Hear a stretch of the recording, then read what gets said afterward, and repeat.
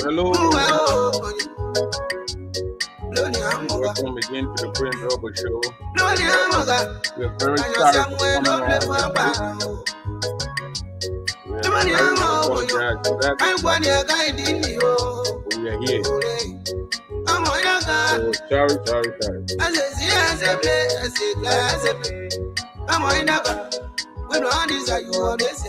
We share the show.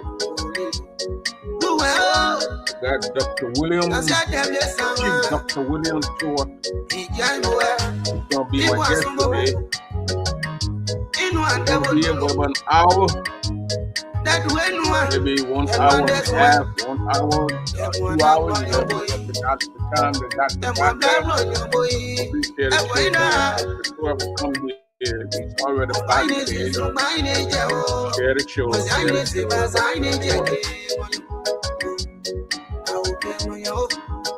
Chief is joining me from all the way in Nigeria.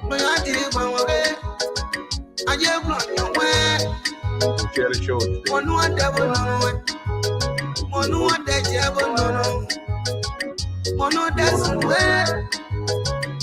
Share the show on all the platforms. All Liberians around the world. Join us. So, ladies and gentlemen, as I share the show also, I ask that you share the show and that other Liberians we are Nigerians to come and listen to Dr. William TOWAH. Okay, he's going to be joining me pretty soon. He's backstage. Chief is backstage.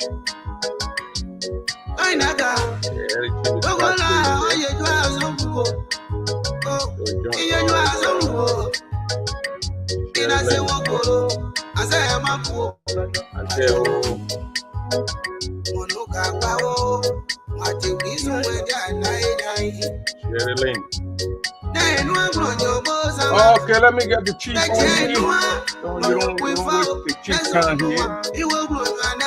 So everybody, hello and happy new year to all my followers around the world.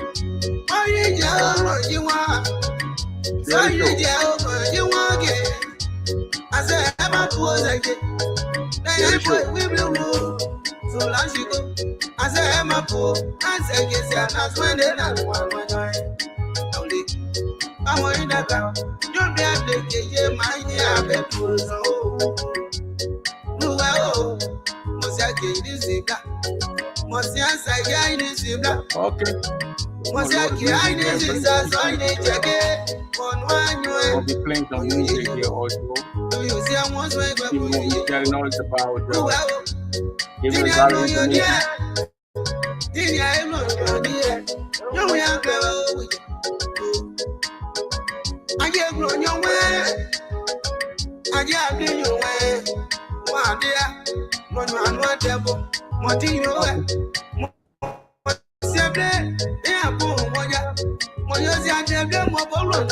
Okay.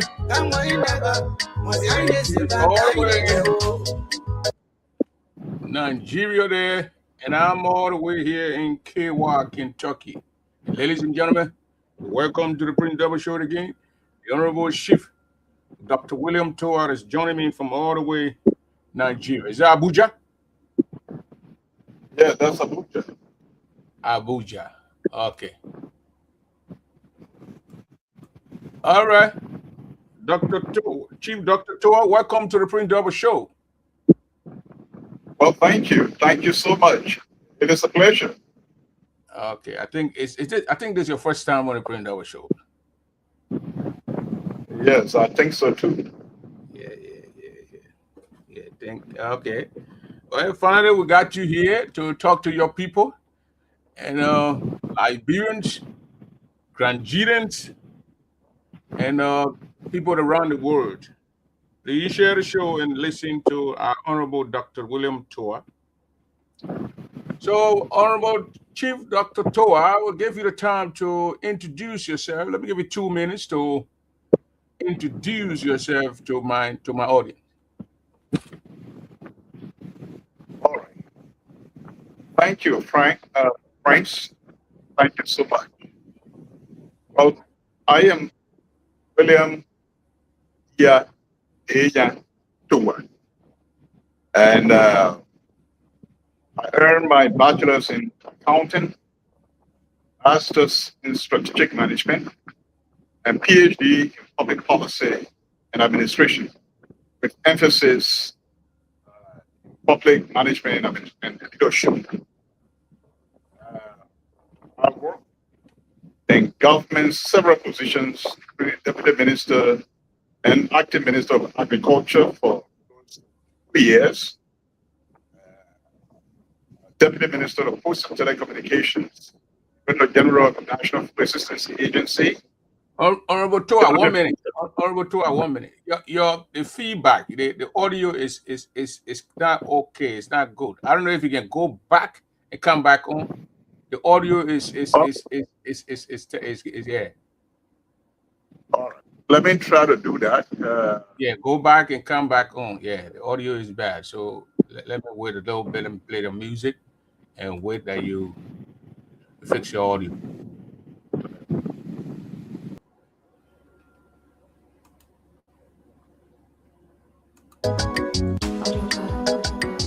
We want to wait for the honorable man to tell the audio is bad. You can tell, you always can tell the audio is very, very bad. And it's bad. The audio is bad. So the chief is all the way from Abuja.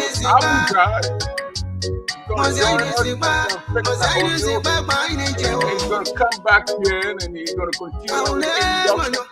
Then we're not going to waste our time. We're going to go straight in our interview.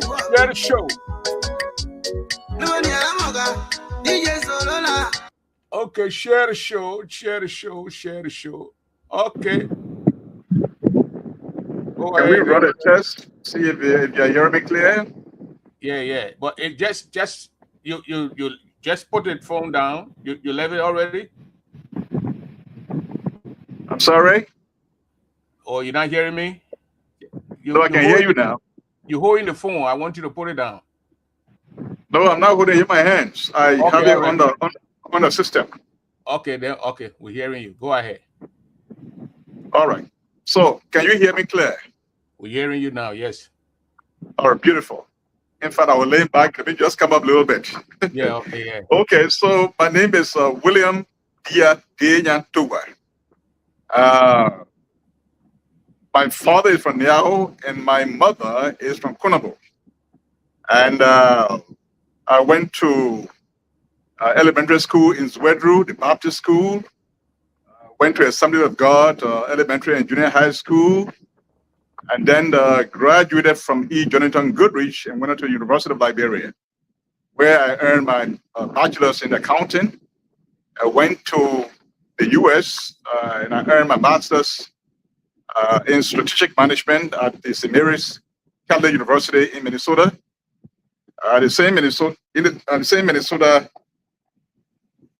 Still in Minnesota, I went to the Walden University in Minnesota. And I started my program. I came back to Africa. I continued through distance learning. Then I earned my PhD in public policy and administration with emphasis in public management and leadership.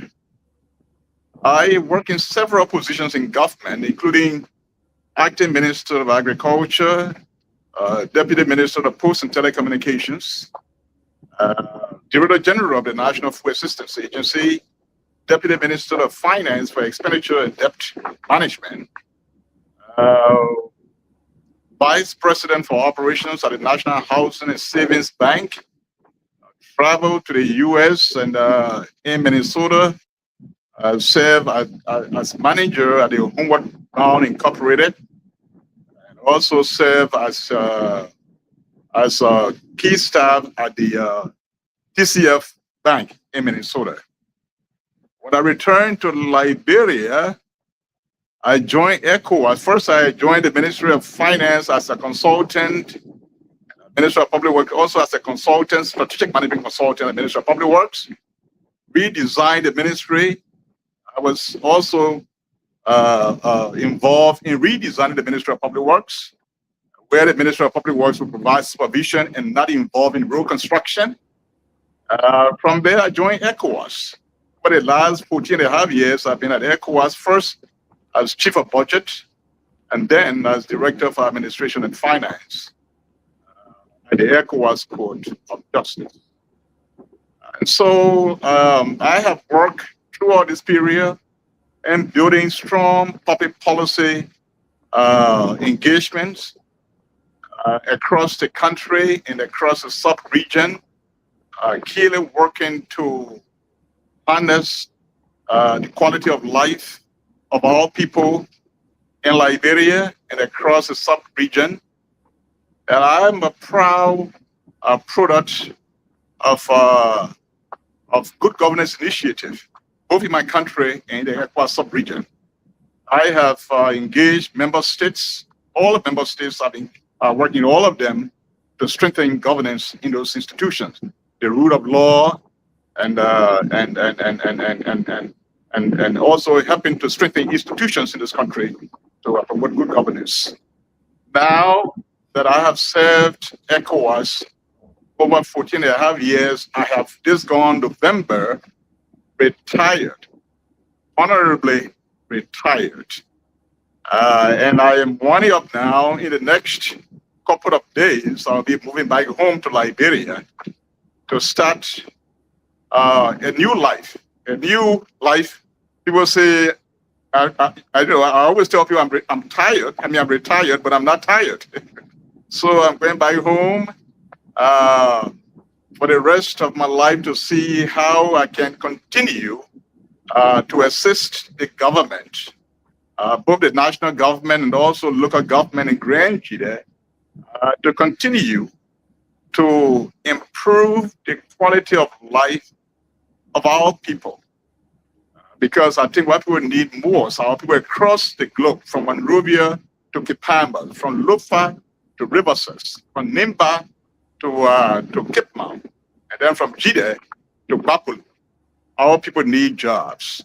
And so with all of my contacts in America, in the sub-region, I am going to, as someone who is now stationed in country, I'm going to pull strings to make sure that people that I know who have interest in investing in our country, with my being on the ground, I'll be able to drive some of those initiatives that will lead these people to want to engage and get involved into investing in our country. And I'm talking about real investment that provides tangible results aimed at uplifting our people.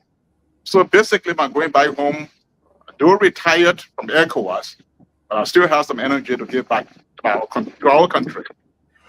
Okay. Thank you, friends. It's a pleasure to be here with you today on your most dynamic show. I follow you a lot over the years, and I want to say thank you so much for the great job you are doing for Mama Liberia and Grand Jide Thank you, Chief. in particular. Thank you, Dr.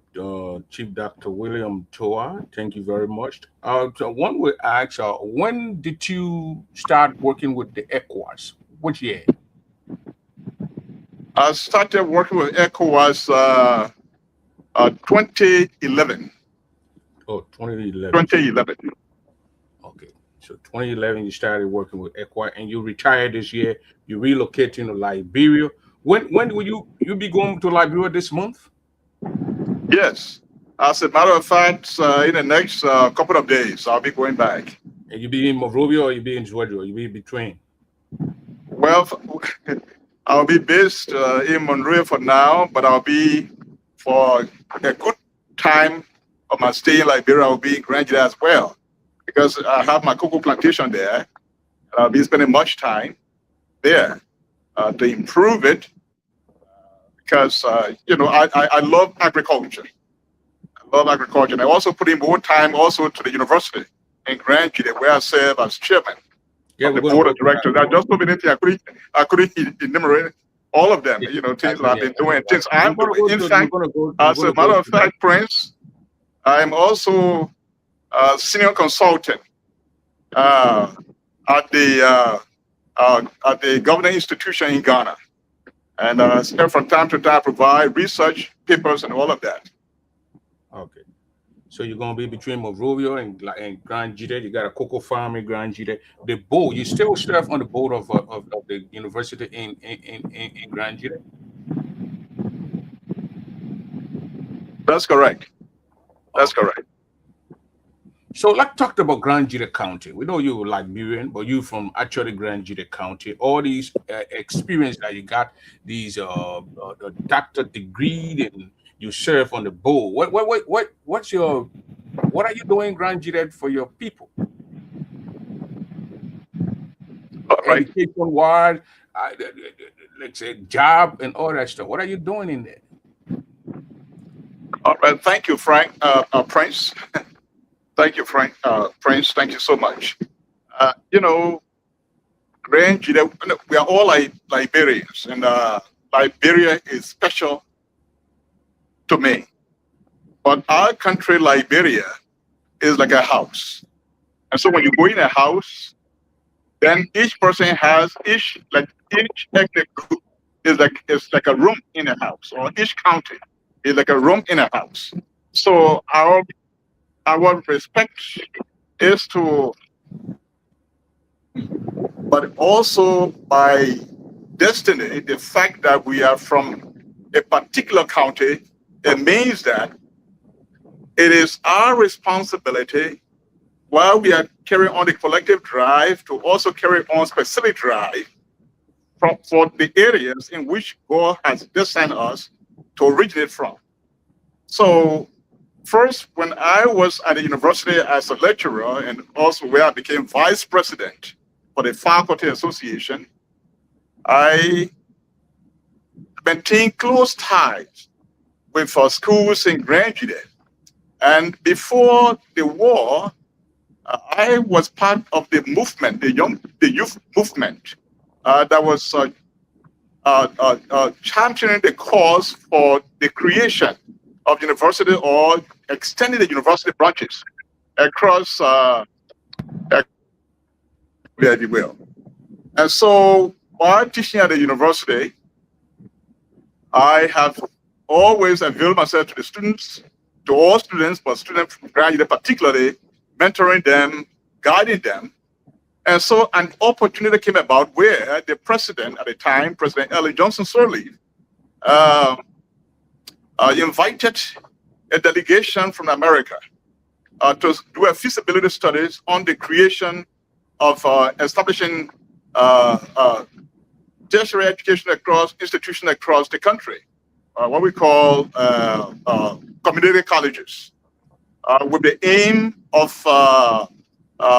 harnessing the human resource sector of the country, given that the country was emerging from war and there is constraint in that domain. So I happened to be one of those at the time. Senator Jinabo was called upon by the president, like other senators from other counties, to get involved that this delegation was coming. And knowing that I'm from Grand Jide and I was lecturing at the university, Senator Jinabo, let me give flowers to where flowers belong, called me and said, look, TOWAH, this is the situation. I want you to take a lead for Grand Jide. So I said, well, that's good. So what do you want me to do?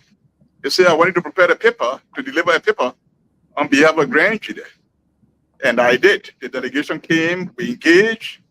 At the time, my vision was to decentralize the University of Liberia. to have the Southeastern branch to be based in Zwedru. That was the people I presented. Other people presented people from all dimensions, handling all issues.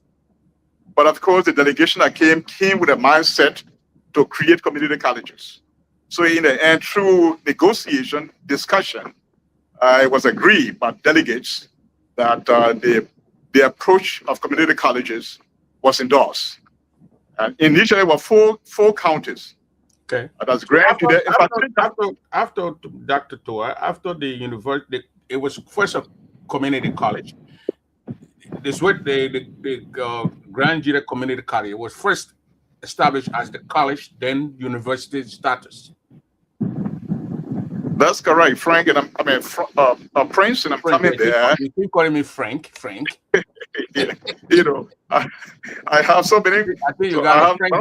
I have my closest boy here that run all my errands here. Yeah, he called him Frank here, so I call him a lot. Yeah, I call him a lot. Okay. Yeah, that's right. So, anyways, just to summarize, and just to harness the fact that when it comes to education, what we did in our domain, and so eventually the Grand Judea Community College was established, and thanks to President Ellen Johnson Sirleaf. And so we got it off the ground. I left to join ECOWAS. Other people were appointed, and the college continued.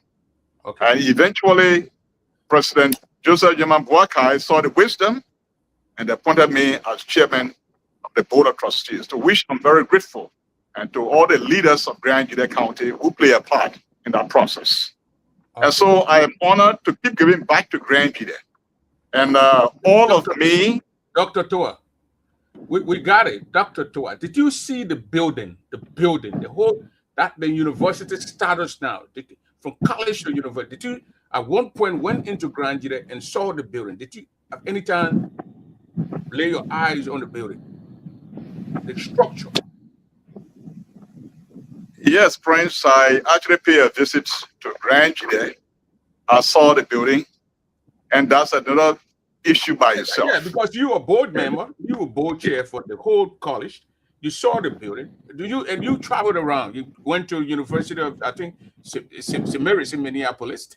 I was in Minneapolis with you, so I know what I'm talking about. And then you went to the University of Liberia. You went to the University of St. Mary's. You traveled around. Do you think that building, the structure that we now refer to as a university from college level, where our leaders now are claiming credit for, they established it? Do you think that's the structure for our county? Or do you think something like a fireplace went along the line? The structure. Let's talk about the structure. Okay, Prince. Thank you. I think that's a good point. So much is desire, and as a chairman of the board of directors, I am beginning to look into all sectors. Resources flow to the university, the application of the resources, and so, in fact, next month I'm having a board meeting. This year, the beginning of the year board meeting. So, yes, what I can say to you is that every great thing starts from somewhere. Every great country, every great organization, even great universities, all began from somewhere. So if your question is, am I satisfied, am I pleased with the structures on the ground? My answer is no. Can we do better? My answer is yes, we can do better. And so that doing better is what I am involved with to make sure that we do better. Resources coming in, they are managed and applied accordingly. Since I took over, and as I said again, the financial review, the documentation I asked for is being done right now. You can be called the president of the university. He will confirm that to you. But at the same time, we're not sitting down. While those are sort of do some work, they are doing it. There are some work that we ought to do. Can't say supinely. Immediately I got there, we realized that number one, the nursing program, that is the flagship program at the university, or college at the time, was closed due to some reasons of not having logistics and other requirements to meet the standard. So that program was closed.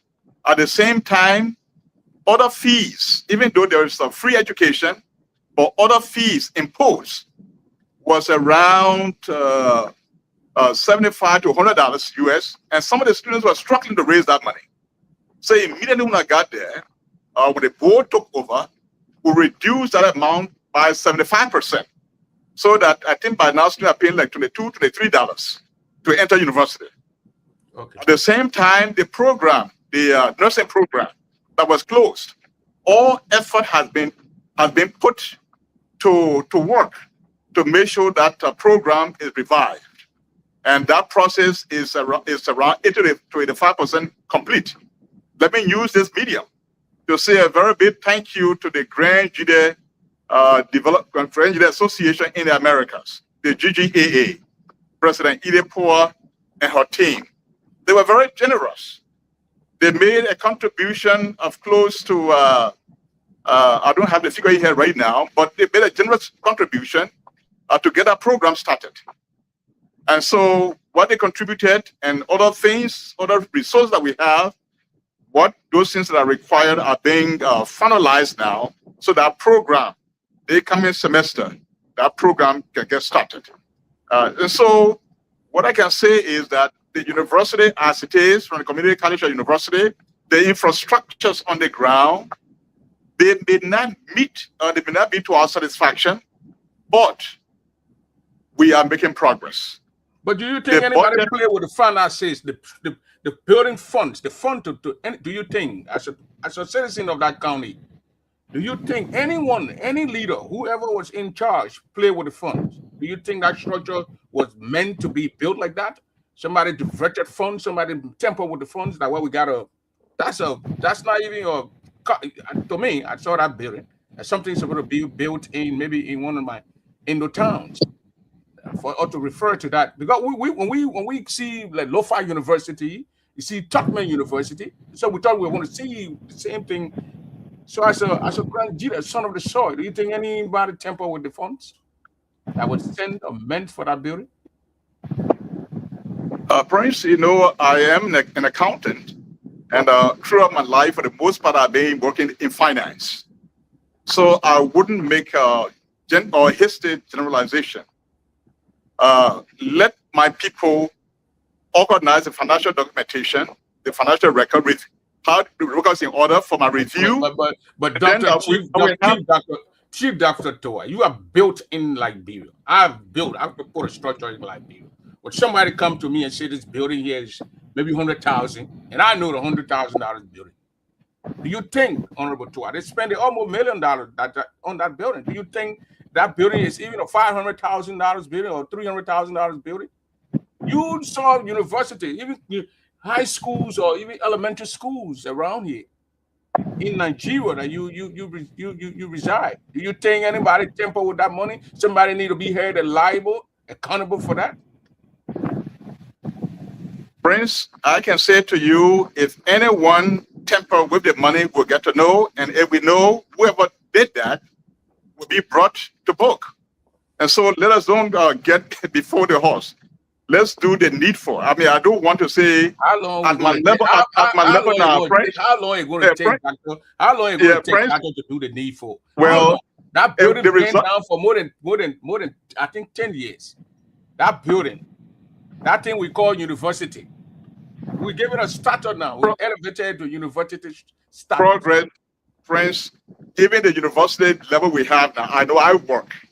Progress is being made. As I said to you, you know, at my level as an elder statesman, and as an elder Grand Jide, what I say carries weight.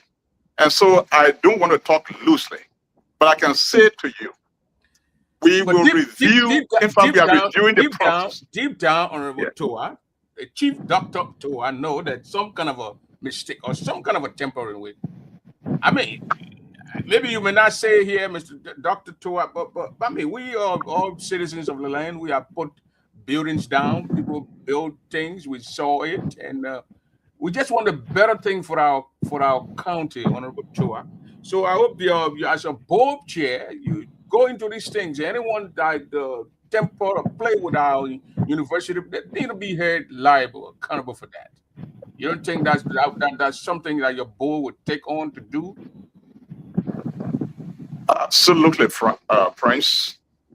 This is what I was saying to you. Because the thing is, and that's one of the reasons why I'm coming back home, Prince.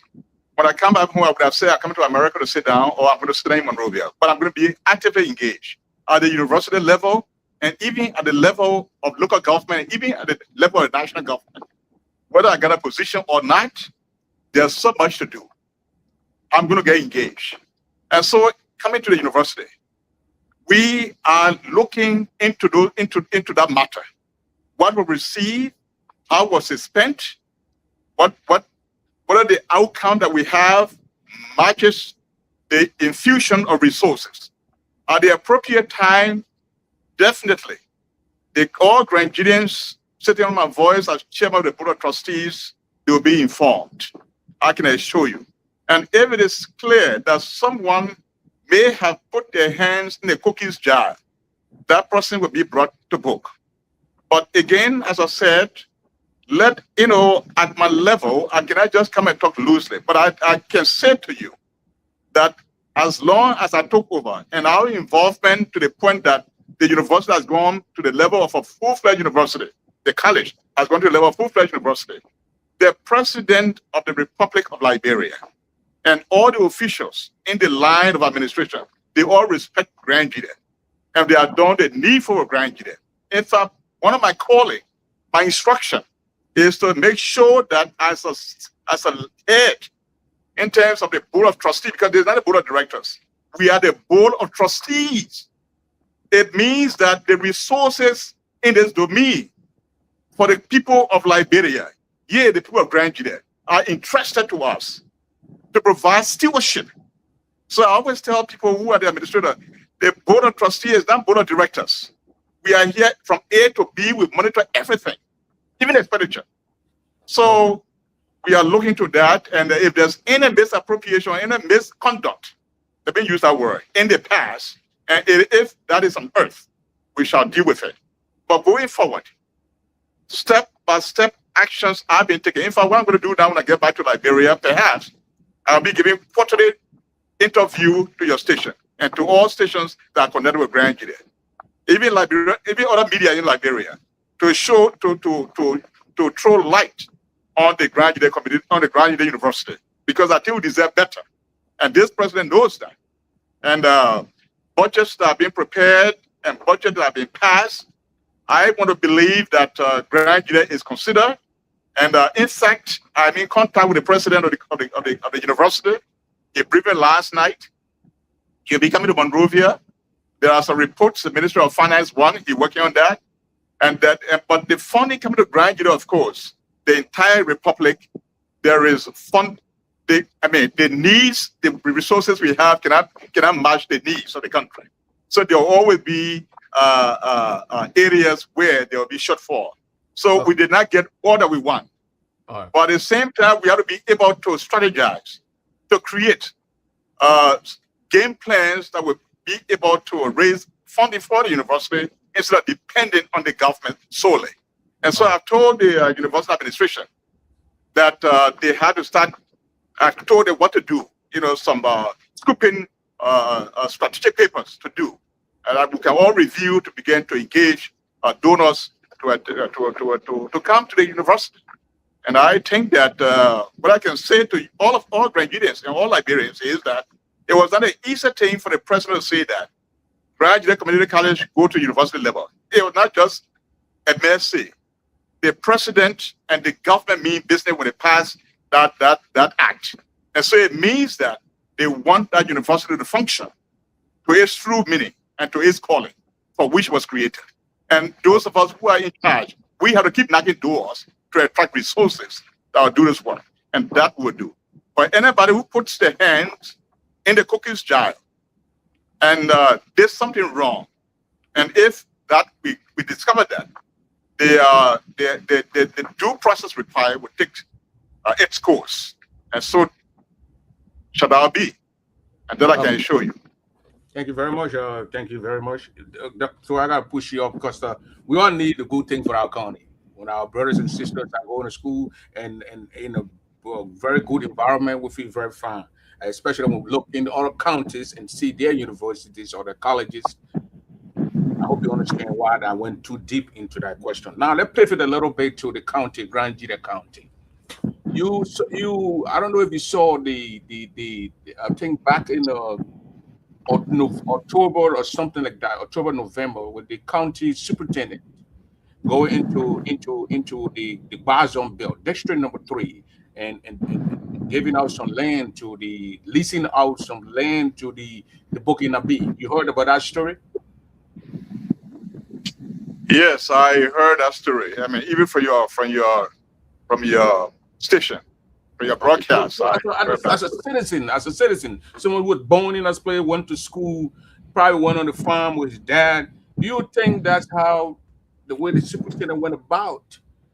Can you just speak to that whole issue? Do you think it was the right way to go about doing it? All right. Now, since we are getting to local government administration, please let me take a few minutes to say something to the government of Liberia. Go ahead, sir. And I think President Boakai and the team of leaders at this time, for me, let me give them specific credit for making the road going to Jide pliable through the immediate past difficult rainy season that just passed.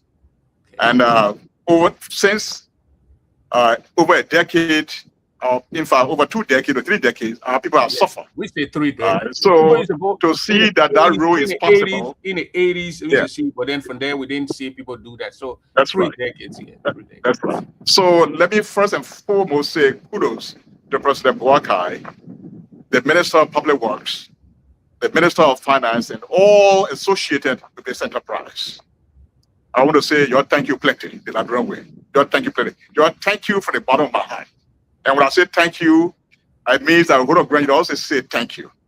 I may not be official of Grand Jide, but I'm a true son of Grand Jide. And I'm an illustrious son of Grand Jide. And so it is from that purview that I'm also saying thank you on behalf of the people of Grand Jide. So thank you, President Boakai. Could you give some credit?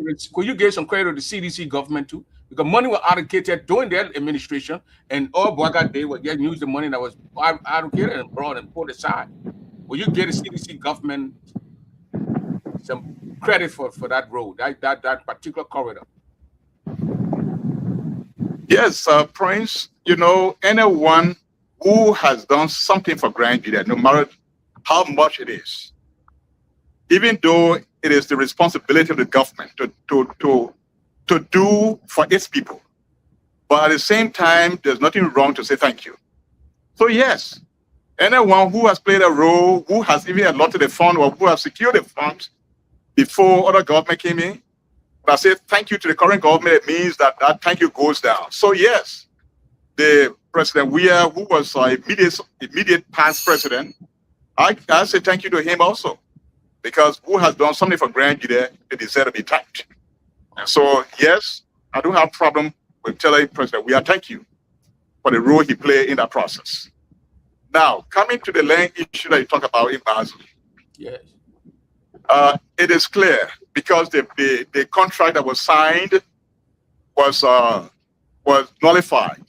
So it is clear that there was a wrongdoing. So what I can advise is that as a big brother and a fatherly figure for the county, when I come in the public domain, is not to degrade or to denigrate. That I can't do, because all the young people, some of them were my students, some I know, they see me, even when I come to the county, they all respect me. What I can advise is that the land, in fact, the resources of Grand Jide belong to the people of Grand Jide. So any intervention, be it the land, forest, resources under the ground, the people of Grand Jide who are the custodian of those resources before some that leaders were born just yesterday, and even their equal mates, they must be consulted. It doesn't take power away from anyone by consulting your people and carrying your people along. So now that there was a wrongdoing, and I think the superintendent, had a regret about it. And so what I can say now is that, little brother, as superintendent, please continue to do what is right. And we are not sure of anything. All of us are here. Call. And by calling and consulting, it does not take anything away from you. What that does is that you are empowered. So that would be my advice towards that. And that leads me. Honorable TOWAH, since that happened, I think since in September, October, it happened with the Bazon Forest. About last week, last week we just saw it happen in Grand Juda County, in the Chien district area, where some Chinese company went in the people forest. We're out meeting all those towns that would be affected, sat the people down, talk to the people. The superintendent even going in there, but the superintendent, according to info, sat in Monrovia and then he told the Chinese to go there. So do you think he's learning from his mistakes? Because they had to put the ground devil outside to hurt the whole thing. The Chinese went in, they violated the ground devil, and they seized the Chinese, they put them in the bush until they had to, when they talked to the poor before they left them. As we speak, their cars they took are still in the bush. Yeah, so in fact, that's the point I was coming to when you came in. I had to give you a chance because this is your show. So,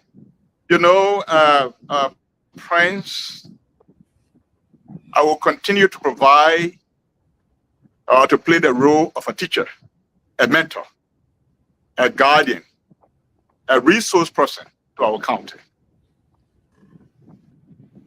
I can say to our people, and not only the superintendent, all those county officials, by the fact that you are serving the county at this time, does not make you the boss. In fact, what it is that it is an opportunity to serve. It is an opportunity to serve. So your employers are the people. So even though President Boakai may have appointed you, but President Boakai was elected. President Boakai was hired, if you will, by the people to do their job. And to help him, he appointed you. So in essence, your bosses are the people. So I will continue to warn the fact that, look, officials, county officials, you are not bosses to the people. You are servants. And let me also say this to the people themselves as well. You are the employer of the county officials. They are not your bosses. When anybody is sleeping, you chiefs, elders, some leaders, among the women, the youth, your voice today. What we have, all the community radios, they provide voice to the voiceless. Hold their feet to the fire. Because it is only by doing that that the right things will be done.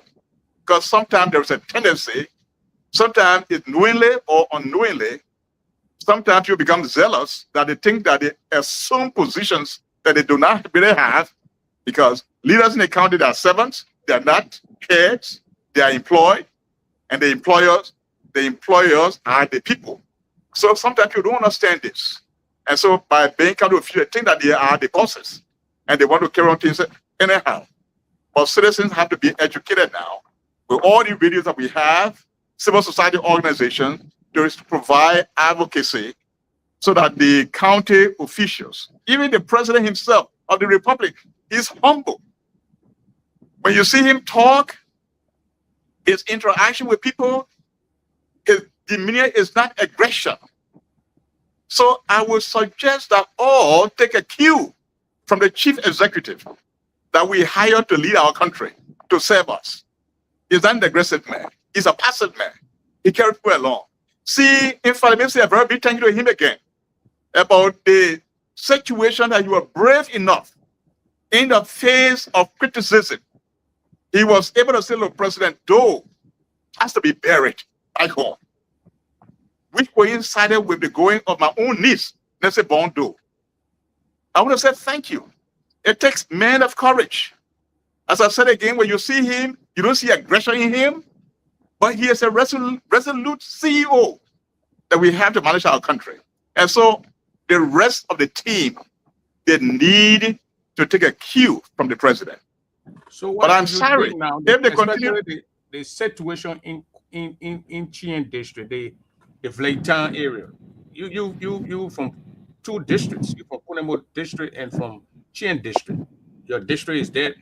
District one is the that's what we are talking about now. What do you think that can be done now to solve that whole problem with the Chinese going in, with the people in the town not certified, the superintendent also, everybody? What do you think that can be done to solve that problem as a citizen of that county?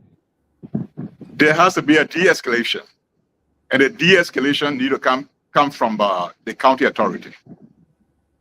The de-escalation must come from the county authority. Why?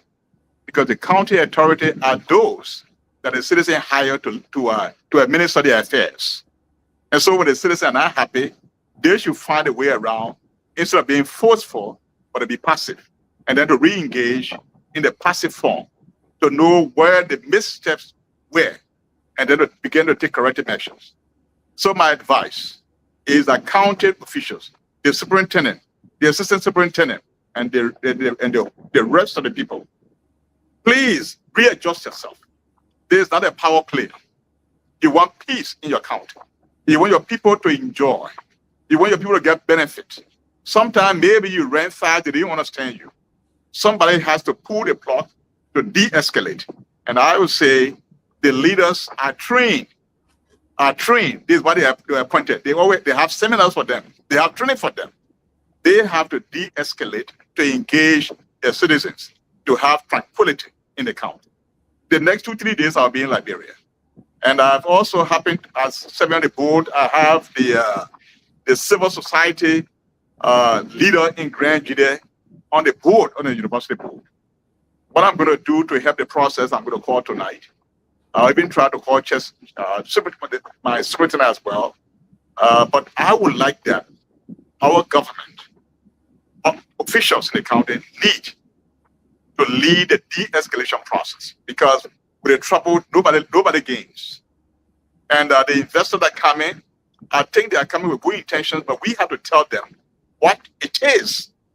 Because somebody who want to invest, who want to take the minerals, to bring bulldozers, it means that they are serious. But we have to tell them what our interest is and what are the conditions before they can even go in the bush. You can do that by getting the people involved. And as I said again, Prince, carrying people along does not disempower. What that does is that in management science is that it empowers you by carrying your staff along, by carrying your people along, by carrying your bosses along. So I will encourage the superintendent. I will personally get involved with some phone calls to de-escalate. Sometimes I don't get all the details from where I am. Now that you're saying it, it means that the problem has not been resolved. So I will get involved, and that's what I'm going to do back home. I'm not going to wait for any appointment. In fact, that's not my preoccupation. As a Grandidian, as a Liberian, there are issues, there are concerns, there are jobs to do. What I can do, I will do. Whether it's writing some articles, and because you have been reading some articles, I don't only criticize, I identify the problem and I provide solution. All my writing, over almost 30 articles I've been writing for the past year and a half. I identify problem or problems, and I provide solution. That's what I do. And so I'll continue to do those things. Okay. Let's go to the Putu Mountain. The mountain is in your county, the Putu Mountain. The Russian were operating that mountain, they closed. Now we're getting information that the government and some other companies, they are trying to go back and reopen that mountain. Do you think the government that is head now by Joseph Boycott, the wise man, 40 some more years, should send people in that particular area who resources they're going to mine, even though it's in Liberia, so it's for Liberians, to go inform the people in that particular Grand Jide area, that whole Grand Jide, what they're going to benefit from those things. What do you think the government is carrying on with this? How do you see it, the Putu Mountain? Thank you. Thank you so much, Prince. And that is a very important topic that you have brought up. And let me retrogress a little before I come to the present situation. There was a misstep in the previous PUTU arrangement. In fact, President Shirley at the time had a very good intention to decentralize investments so that all part of Liberia will feel investment so that economic growth can be a reality. So the government did a good thing by engaging investors. Now, and this one I was involved with it because I was managing director for National Housing Authority. And so I had some clout in the government. So when this thing came about, I engaged along with several others, even the like Brazilian Americans, all of us were involved. That PUTU agreement, good as it was, but there were some areas when it comes to application that needed some tightening of some clarity. While we're in that process, engaging, my brother Steve Bole and I, and several other people, to our surprise, that agreement was signed overnight by our legislators at the time. And when it came to application of the agreement, the best job for Nigerians they ever had were either gardener or security. Most of the jobs Nigerians did not benefit. I'm not even talking about the geological jobs. I've been talking about administrative jobs, HR managers, accounting, chief accounting, controller, those kinds of jobs. We had graduates that got so many degrees in those areas.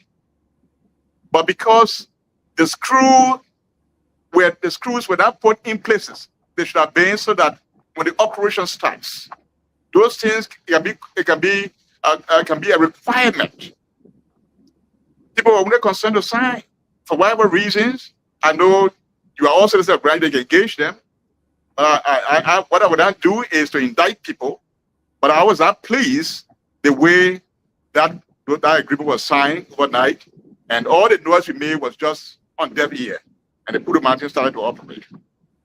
However, God being God, situation, natural occurrences happen, and the company folded and left. Now the company, I understand there's a new company. Even though I have been asking, what is the name of the new company that's coming in to inherit this company? I have yet for anyone to tell me. They'll say, oh yeah, you will know. You will know. At my level of intelligence and exposure to governance, and maybe involved with our county, some leadership being the chair of the university, I asked, and nobody told me. In fact, there was a meeting recently that we had with three legislators. The question was asked, who are the investors? They could not tell us. So there's nothing to hide. Those resources are for the people of Grand Jide and the people of Liberia. Whatever it is that is going on, provide the information. There's nothing to hide, so that the right things are done, so that Grand Jide benefits. So that the same thing they are doing now in the Western cluster, where they trunk iron ores and use the road and break down the roads, so that what is in the agreement to build train track, those things can be done. Instead of the muddy roads we got, they start mining rocks, they got tire truck moving the street back and forth and damage the streets. So those things must be sorted out. And my appeal is that while we are asking, even up to now, we requested the new agreement that has been discussed. The response we got was, well, the previous agreement is the same as the new agreement. All right, well, whatever clauses have been changed, the new company name that has been inserted, give it to the Grand Judeans. So I think, Prince, I'm going to challenge you now. Call your legislators. Is it the same old company coming back, or is it a new company? My information is a new company. But Grand Judeans have yet to know the name of the new company that's coming and the agreement that carries the new company name. So Grand Judeans can begin to analyze our documentation. It's a secret. And so my advice is that there should be no secret. We are talking about the people's resources. And so the people deserve the right to know what arrangement, what engagements are being made to exploit or to extract their minerals, and so that the benefit that they deserve, they can get the benefits. And as I said the other day when I talked to one of the radio stations in Wetru, I'm coming to Liberia, and when I look, Open Bai is no more. When I look, Jansen Peter Fly is no more. When I look, the great men of the late 80s, if you go way back to the 70s, they are no more, but we are here. We are here. And so I don't think when I get back to Liberia, anybody will be strong enough to close my mouth. Yeah. Dr. TOWAH, Honorable TOWAH, Chief Dr. TOWAH, who's supposed to go in those towns and inform our people, our law, our representatives? Who's supposed to do that? Because of course, I want to play this video. I'm going to play this video, okay? I'm going to play this video. This is a district number 2 representative, my representative, speaking to her people. And she's telling her people, I want you to listen to it.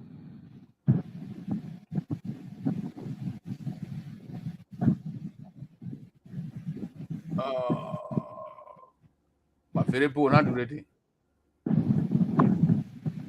I come to say thank you. So I'm not going to address concerns. I will address the facts, like things in the town that you need of, the difficulties you're going through. When you come to town hall, you want other things you really need in the town. I got the information. And I don't promise things I don't do. So I think I'm not. This is not a real video, but in one of those videos, the representative is telling the people in that town hall meeting that you heard that the Putu Mountain will be open. Who's supposed to tell those people in the town about the Putu Mountain? I mean, I was thinking as a representative of that district, after you talk all those things in Monrovia, your responsibility, we got 3 Senate representatives. Those 3 representatives with the Senate, 2 senators, go into Grand Jide and inform their people, especially those people who will be affected. Those people are going to be blasting the mountains in the Kunamos area. Those people who will be affected. So, Mr. Dr. TOWAH, as a learned man, what do you think? Who's supposed to carry the information back to the people? Who's supposed to do that? Mr. Dover, you know, the clip you're playing, I actually listened to that clip from start to end. So, more than twice. Yeah. So, let me say this to you. I know Representative Johnson from a distance. I'm sure if she sees me in the public, she would not know me.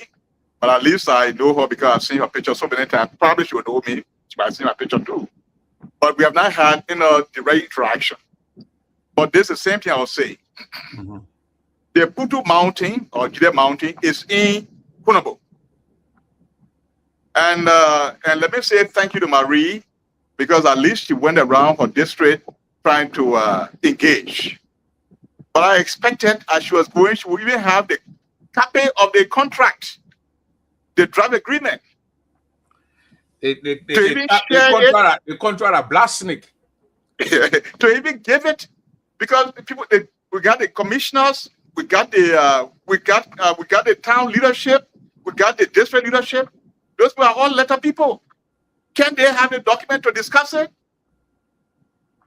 And so when she spoke, in fact, I tell you, well, I think the representative they have to coordinate better.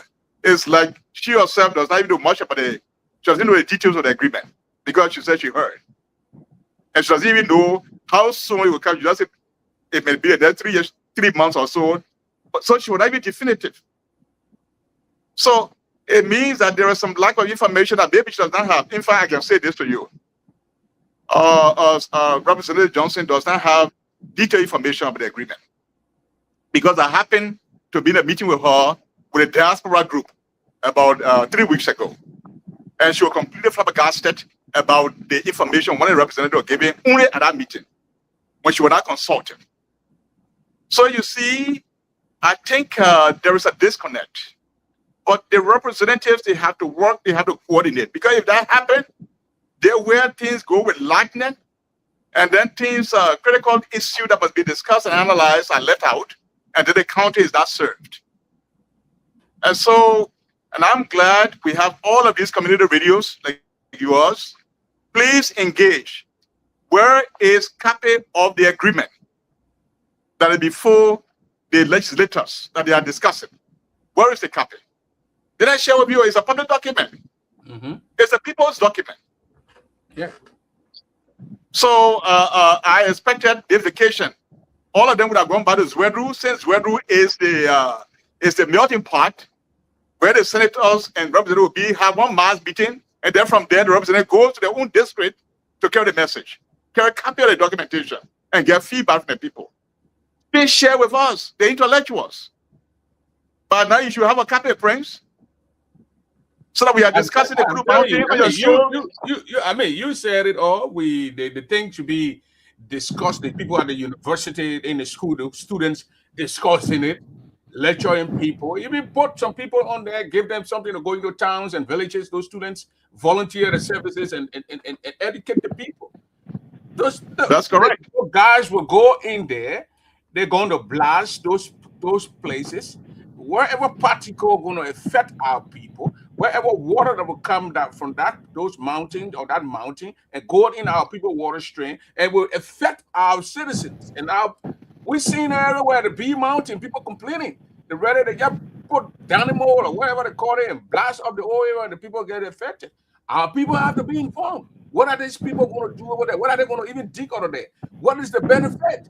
Each county, each town over there is supposed to have some clinic or school from those are the people resources. So they can't export your resources. In fact, what people should get, friends, what people should get is, friends, I'm sorry. What the people should get is be put a clinic in a school. It should be mini hospital, even hospitals, yeah, and well furnished. But let me say this to you, friends, and this is my vow that I'm going back to Liberia with. We shall engage. Oh yes, our voices will echo. Any mishap about the agreement for the Putu Mountain mining that does not meet the satisfaction, the review of the people of Grand Guinea, oh my God, will make the loudest of noise and will hold to the fire the feet of those concerned. Enough is enough. By now, that agreement should be shared to all of us. The agreement with a new company that is coming, that is taking over. I'm not talking about the old agreement. The new company is like a Marabu. You know the Marabu. You go to the Marabu, the doctor will not, the contract doctor will not show you a leave. We don't even see the contract. Why can our lawyers? We are people who are educated all over the place. Look at those things. Go to the towns. Talk to the people. That's my own point here. Go to the people who will be affected. The resources not in Monrovia. It's in Grand Guinea County, in that area, to inform the people. Well, the Chief Honorable, I go down now because I'll soon be opening the line. We've been only one hour now, so I'll be opening the line. But we want to know, Dr. TOWAH, Chief Dr. TOWAH. Will we see the Chief Dr. TOWAH on the ballot box 2029? Will we see him coming up Dr. TOWAH, a senator, a representative, senator of Grand Guinea County? Will we see that? I heard your dad was a senator or representative, one of them. Will you follow your first step? Well, Prince, let me say this. Why not? I mean, those are public positions. Am I not a Grand Guinean? So, but one thing I will not do, though. One thing I will not do, because that is not part of my my philosophy. When it comes to the people's service, representative senators, those are people's positions. I'm not going to say I want it. No. If the people see and they say among our children, among them, this son is competent at this point in time to serve us, I would rather wait for our people to call upon me, to say we want you to go and do it. And they myself will discuss. And when we discuss, when I'm convinced about their sincerity and their seriousness, then why not? But we'll get there. We'll get there. There is time for everything. In the Crown language, in all of the Crown language, we say deconti. everything has a time. I've just retired. I'm going home. I'm going to go home to meet the president, to meet the ministers. I mean, to provide my stewardship here, to have dialogue, the Minister of Foreign Affairs, the president, other ministers. And then when I settle down, and then if there are other things to be done, we'll talk about it. And so if the people of Grand, they come and say, look, TOWAH, we think among our children at this point in time, you can do it. When they come to me, we'll dialogue. And then what will come next will come next. But it is not impossible. It is a higher possibility. But everything has time. But my preoccupation right now is to go back home, to inform our president, to provide feedback on the job I did on behalf of the Republic of Liberia to the sub-region, and then to rest a little bit, and then to begin to engage. So and Dr. then what will TOWAH, come, where we are hearing from you, where everybody hearing from Dr. TOWAH here, when the people of Grand Jide, if they don't petition you, you will not be saying on the ballot. Is that what we're getting from you? No, what I'm saying, friends, if the people of Grand Jide petition me, and then I will discuss with them. And if the petition has a strategic direction that will be articulated to me, then why not? But we have to discuss.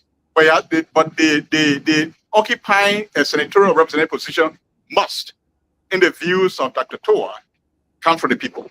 And not that the TOWAH come and say, I want this. That's not my preoccupation.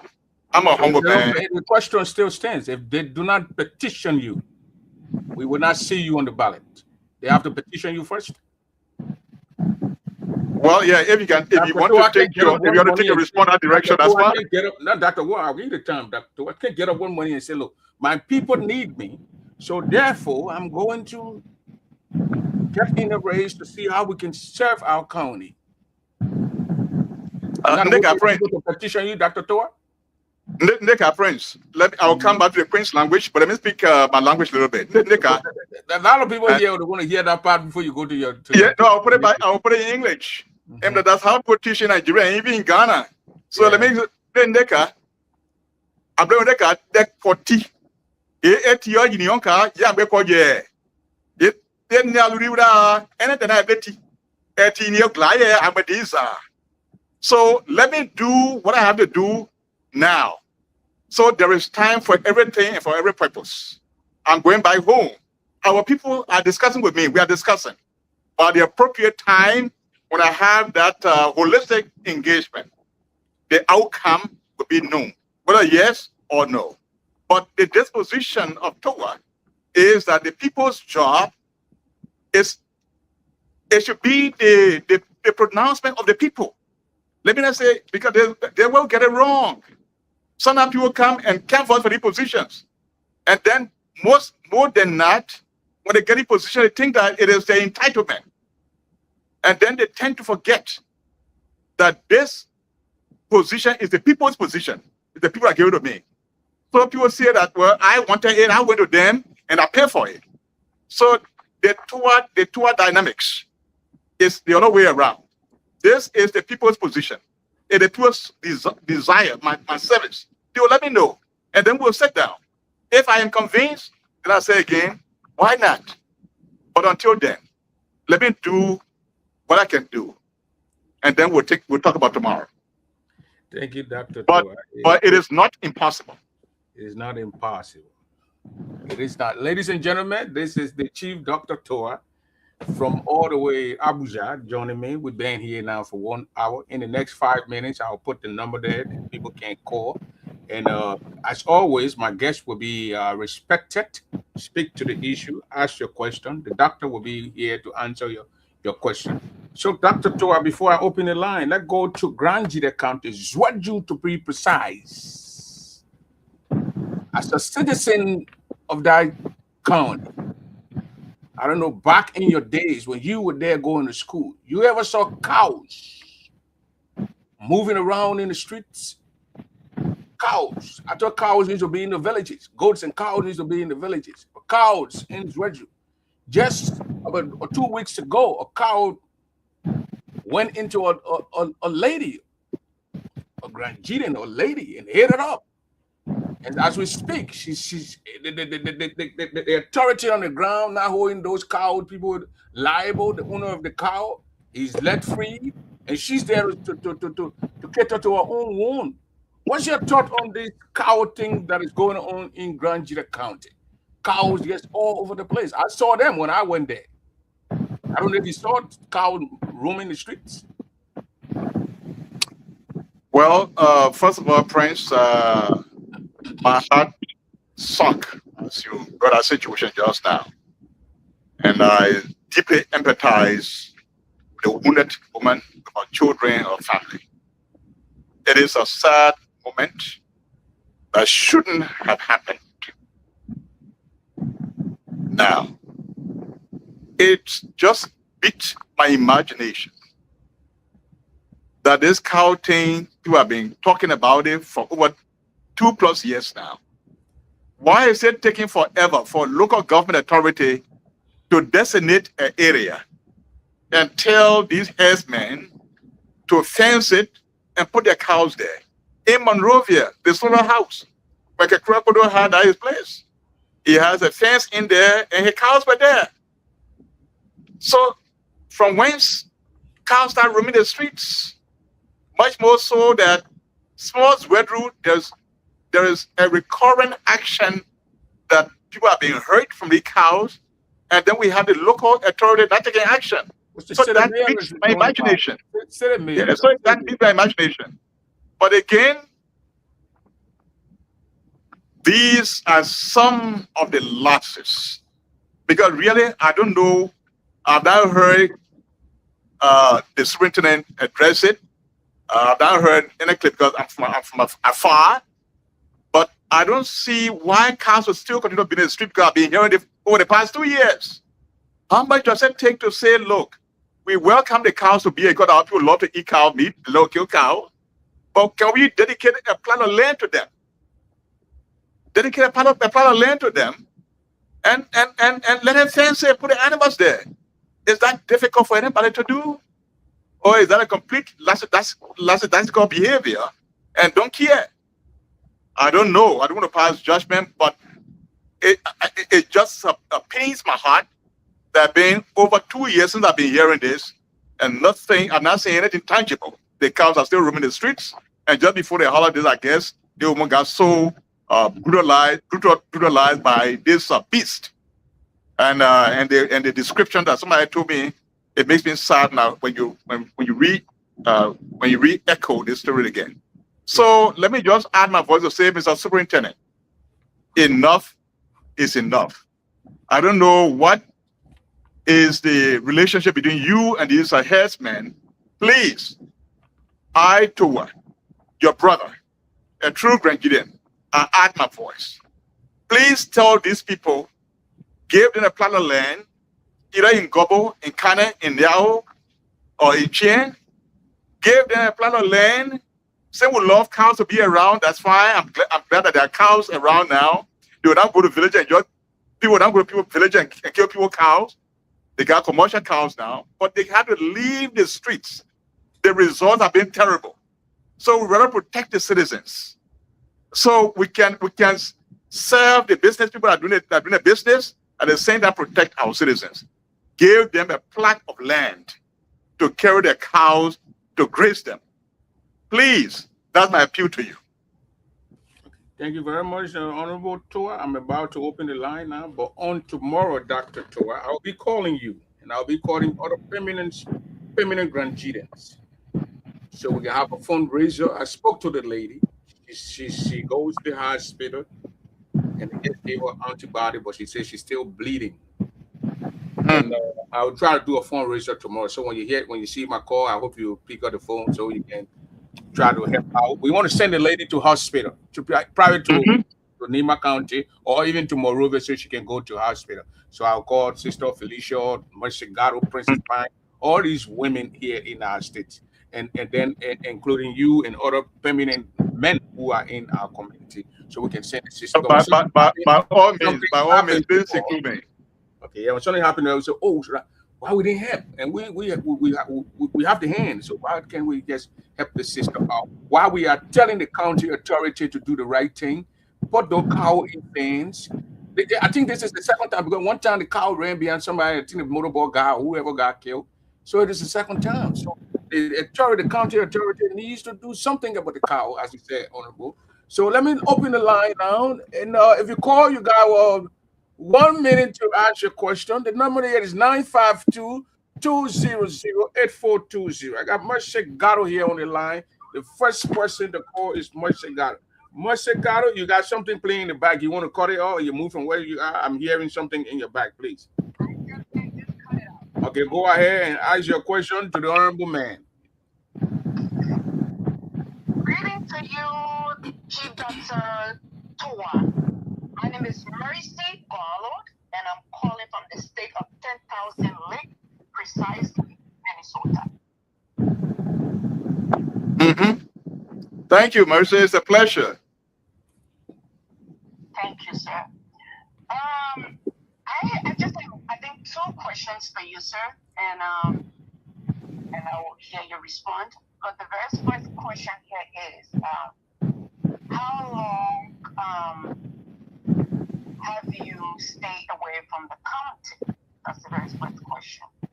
How long have you stayed away from the county? Yeah, no, ask the question, then I will answer the question. I'm taking note of the question.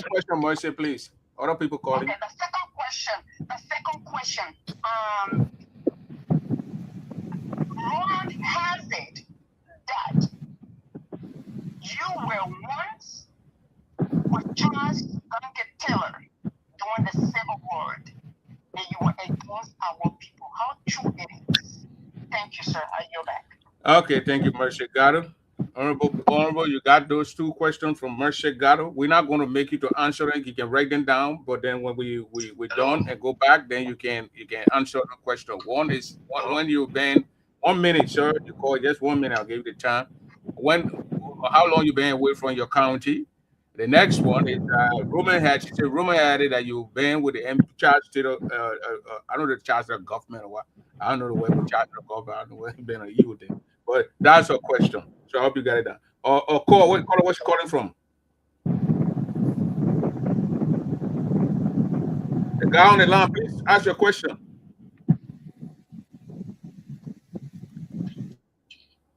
Can you ask your question, please?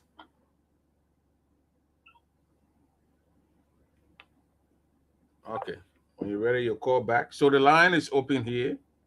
So Mercy, you got to listen in. The honorable man will answer your question. So you can be listening in as the call comes through. Other people calling on WhatsApp. So you know you're going to interrupt. So if you can call in 952-200-8420. Caller, what's your name? Where you calling from? Hello. What's your name? Where you calling from, caller? Hello. You're not hearing me? Hello, let's go over. You hearing me?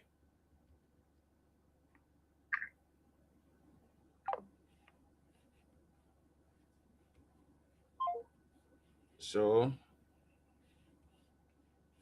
caller, what's your name? Where you calling from? Hello, Preach. My name is Anthony Gay, and good afternoon, Dr. TOWAH. Thanks for coming on the show. I'd like to take a step forward on geopolitical issues. Since you said ECOWAS, there have been situations within the region where insurgencies are increasing. We have 3 nations, the Sahel nation also left ECOWAS, and we also just saw Guinea have an election. What has ECOWAS been doing about the insurgency happening in the region, and also the United States striking northern Nigeria, claiming that they are trying to help the Nigerian fight terrorists? What have been your position of ECOWAS? And since you are one of us, you've been in the region working, I want to know that perspective, and how does with that, have indirect impact to Nigeria. Thank you. Dr. TOWAH, you got his question?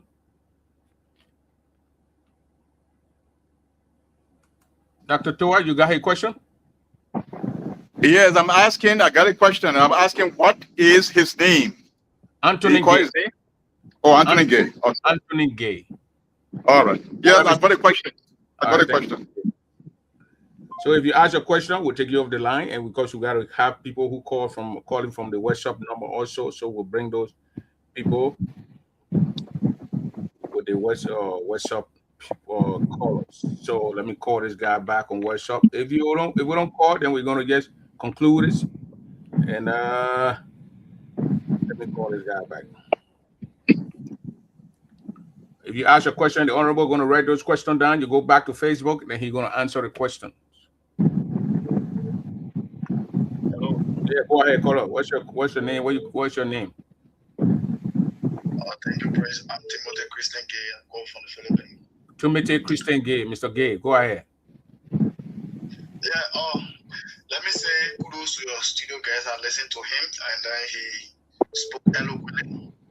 But I have a question for Dr. TOWAH. Honorable Dr. TOWAH, it is with my knowledge and understanding that you serve one of the highest positions at the level of the ECOWAS.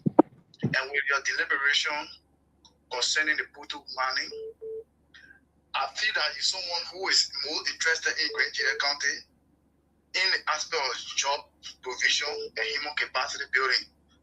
My question is, how many persons have you helped precisely Grand Jira to have opportunity at the level of the ECOWAS during your stay? Because it is my understanding that you are retired already. But during your time there, how many persons precisely Grand Jira that you are helped to reach at the level of ECOWAS that you living there today, and Grand Jira can count on that? Because we have our son Dr. TOWAH who was serving at the level of ECOWAS. That is the reason why we have XYZ person there. Can you be clear and speak to the Grand Jira in this regard? Thank you very much. Thank you very much. Thank you very much. Dr. TOWAH, you got his question? It's calling from India, all the way India. Oh, wonderful. Yeah, he's calling from all the way India. His last name is Gay also. Let's go to the question. Let's go to the caller here, Mr. Day. Is that Gossier? Yeah, Gossio Bokeh. Gosuo, go ahead, Mr. Day. Good evening, Mr. Dr. TOWAH. Good evening. All right. I just want to know what is ECOWAS stand on these presidents that are abusing the constitution to stay in power. Okay, is that the question? All right. Dr. TOWAH, the young man want to know what the ECOWAS stand on those presidents who are abusing the constitution that were to stay. Let's go to the next caller here, 919. The last phone number is 4750. Caller, what's your name? Where are you calling from? Yes, how you doing? Good. Yes, my name is TOWAH. TOWAH. Are your papi here? TOWAH, are your papi? Uncle, how you doing? Oh, okay. Very well, TOWAH question. Go ahead with your question, Mr. TOWAH. Uncle.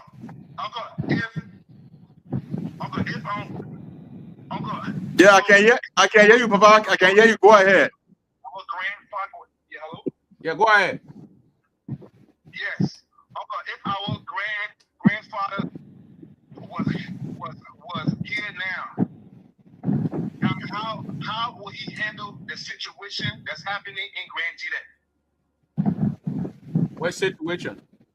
Everything that happened in Grand Jira, how will our late father and our grandfather? What's the name of your grandfather? The late Senator David N. TOWAH. Okay. All right. How will his grandfather handle the situation? All these things are going on in Grand Jira County. Thank you, Mr. But all the things happening in Grand Jira, how will he handle it? That's my thing for you. Okay, that's a question too. Thank you. That's a very good question. I got a question. All right, thank you. All right, ladies and gentlemen, we're going to give Dr. TOWAH the chance to answer a couple of the questions that were asked to him first. I think it's from Mercy Gallo to, I think you got five or six questions, huh? All right. So let me start from the latter question and go backward. That's because last in, first out. FIFO. Yeah. And those who are accountants. Yeah, go ahead, sir. Okay. All right. So let me start from the question that the young TOWAH asked. And it's good hearing from you, Papa. And I know many people also ponder about this situation many a time. And the question is, what or how would the old man handle the prevailing unhealthy situation in Grand Jide had he been around? Now, we know every time and every era has its own challenges. The old man, during his time, had his own challenges. But during their time as being leaders of the county, there was always the old man in the room.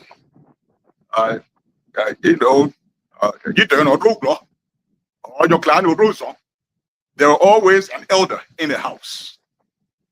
And so when all the noise is made, there is always a point of convergence.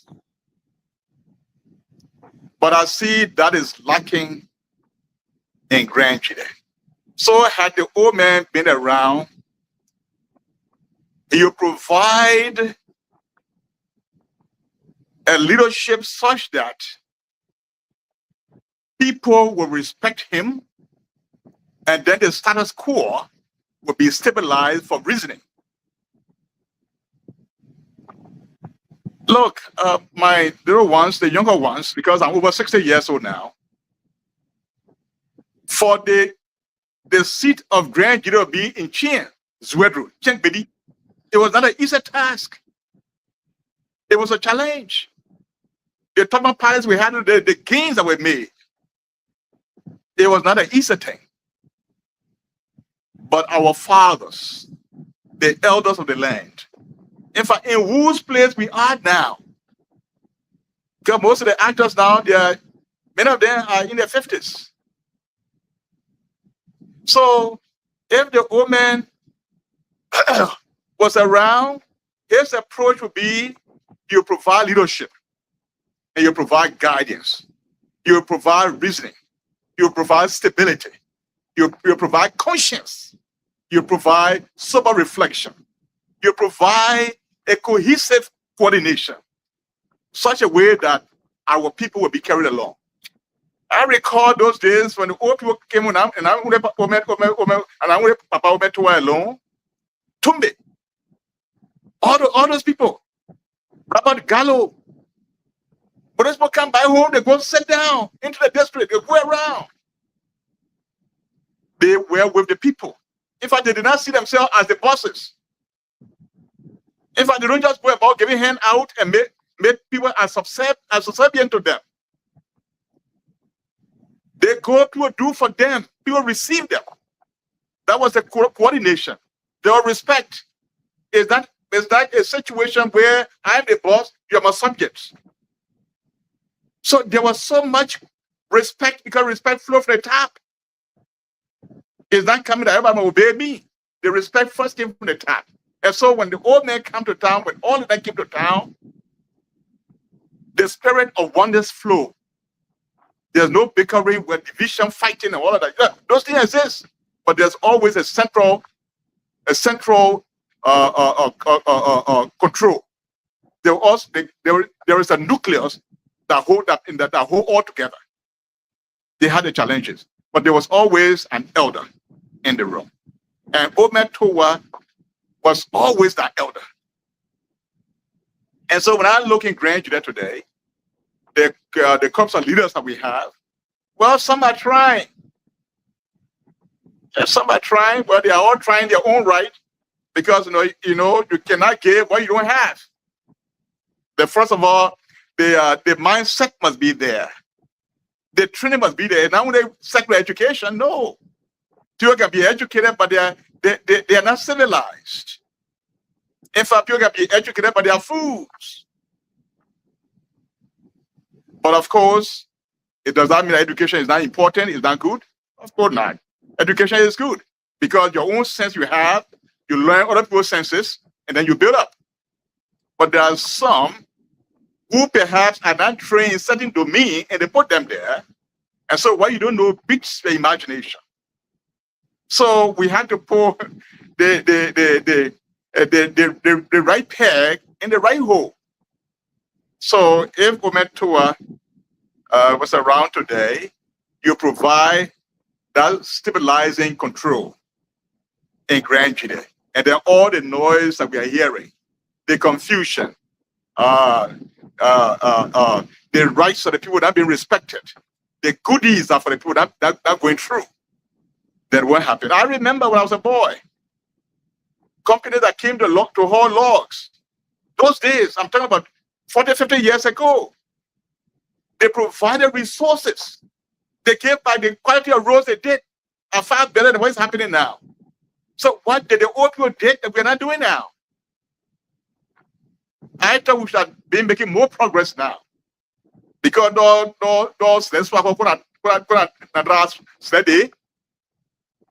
so we have a history. So because just imagine those days, Vatla going towards Kunabo. It was almost like a small USA.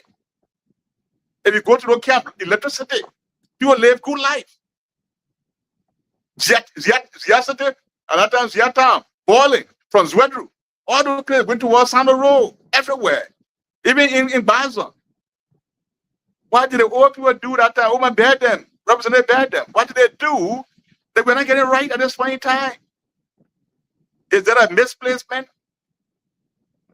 Well, but what I can say is that, Prince, I have come to the level. The level that I come to the level that I don't criticize, but I say I'm coming now. When I identify a problem, then I try to help to solve the problem. That is my outlook now. So there are a big problem. So I say what a woman would have done if he was around. But I say to you, to young TOWAH today, and to all who are interested in this question, there has to be an elder in the house. Everybody can be reactionary, because that house is a house of the elders. And so before you utter, before you speak, you think twice. Take your time. You are not at war with anyone. Your people put you there to lead them. And so always make reference to them. You are nobody at war. Take it easy. Take time. Don't create animosity. Don't keep things at heart. You are serving your people. That would be my advice towards them. Now let's go to Mr. Godier. He said people are changing the constitution to stay in power, abusing the constitution to stay in power. What is ECOWAS doing? And let me say this. We saw that in a lot of countries, including our neighbors. They are abhorrent. Alassane Ouattara, I can name it. ECOWAS sat there and watched him. Right now, even though Museveni or whatever is in Uganda is not in the ECOWAS region, but it's saying what he's doing to Bobby Wine, EU not talking. When there's a young man who will uprise and take the guns and take him out, then we see the leaders of our ECOWAS or EU jumping in to try to fix the military might. And what we saw with the Nigerians just did in Benin. All right. Thank you, Prince. Sit down. So apparently, I also have concern on that. That they sit down, they watched, and then later on they want to show their military might. Okay. Thank you, Prince. Let me try to take my time to explain the way ECOWAS works. Now, all the countries in ECOWAS, they are sovereign nations. They are sovereign nations. They render some of their authority to ECOWAS. That's how they agree to form ECOWAS. They render some of their authority to ECOWAS to facilitate free movement, trade, stability in the region, and what have you. But each country maintains their own status quo as independent sovereign states. Yes. Now, in the agreement, because when people have treaty, there are rules. And so there's the rules that ECOWAS is playing by. Because the rules are made by the heads of states of countries that came to that represented the people that came together. And so the playbook, the operational manual they gave to ECOWAS, that what ECOWAS is going by. ECOWAS, that is a pseudo government sitting by itself to dictate. No. Now, what is ECOWAS doing? And it is unfortunate. In fact, I am an ECOWAS diplomat. And to see, in fact, when you go on the court website, even there was a court meeting in the Gambia where in the court report, some of the presenters, they said the change on constitution is also what we call political coup. Yes, exactly. The word you political coup. Yeah. So it's equally as dangerous as military coup. And I So believe it's that. a common knowledge for those of us who are staff of ECOWAS. But let me tell you, I mean, this is public information. I can divulge it without having a problem. Because you know, I signed the paper, when I leave ECOWAS, the Senate, I can't talk until after 1 year. Yeah. Okay. But this was the public information. So I can discuss it. Yes, I'm telling you, or else I'll be somehow, because there's so much I know that I can't talk. Yeah, 1 year or so, So, you 1 year or so, you start to we'll bring you by you talking. So when these things happen, those of us who are staff of ECOWAS, we go around, we collect all the information, we have all the data. ECOWAS management. Actually, this is the structure of ECOWAS. The higher decision-making body in ECOWAS that they call it the authority of heads of state and government. The second to that group, we call it the Council of Ministers, that include the Minister of Foreign Affairs and the Minister of Finance, or in Europe countries, Minister of External Relations and all of that. Now, so ECOWAS management report to the Council of Ministers, and the Council of Ministers report to the head of states, of governments. So when this thing happen, ECOWAS call meetings and provide all the data, all the information, the things that are not accepted that will cause trouble. ECOWAS may report and provide all the data, because ECOWAS got people all around that produce the information. The Council of Ministers will deliberate and pass a report, a special report, to the Council to the authority of heads of states. At the territory of heads of state level, they have to take a decision to say this is wrong. Stop. Of course, there are some things that are done that you don't hear outside. So when the meetings are held, they call their colleagues, say, look, colleague, this thing you're doing here is going against our principle. Because the principle here, we want to maintain good governance, we want to create stability, so that businesses will flourish in our region, so that poverty, company will come, we'll have jobs, so poverty will be the thing of the past. So that when we want to hijack power number, want to change constitution to the third term, is not good. But sometimes, some of these heads of state, they say, look, my friend, my country is a sovereign state. If the people decide, who am I to say no? It's the Congress, the legislature will decide. So they evoke the autonomy of the countries. So in that level, there's a little the ECOWAS can do. But then again, you come here, Mr. TOWAH, that when they tell you that their country is a sovereign country, when their lawmakers or the people decide, when the people also decide and topple those government, remove them, why will ECOWAS go in? Is it not the same people that move them?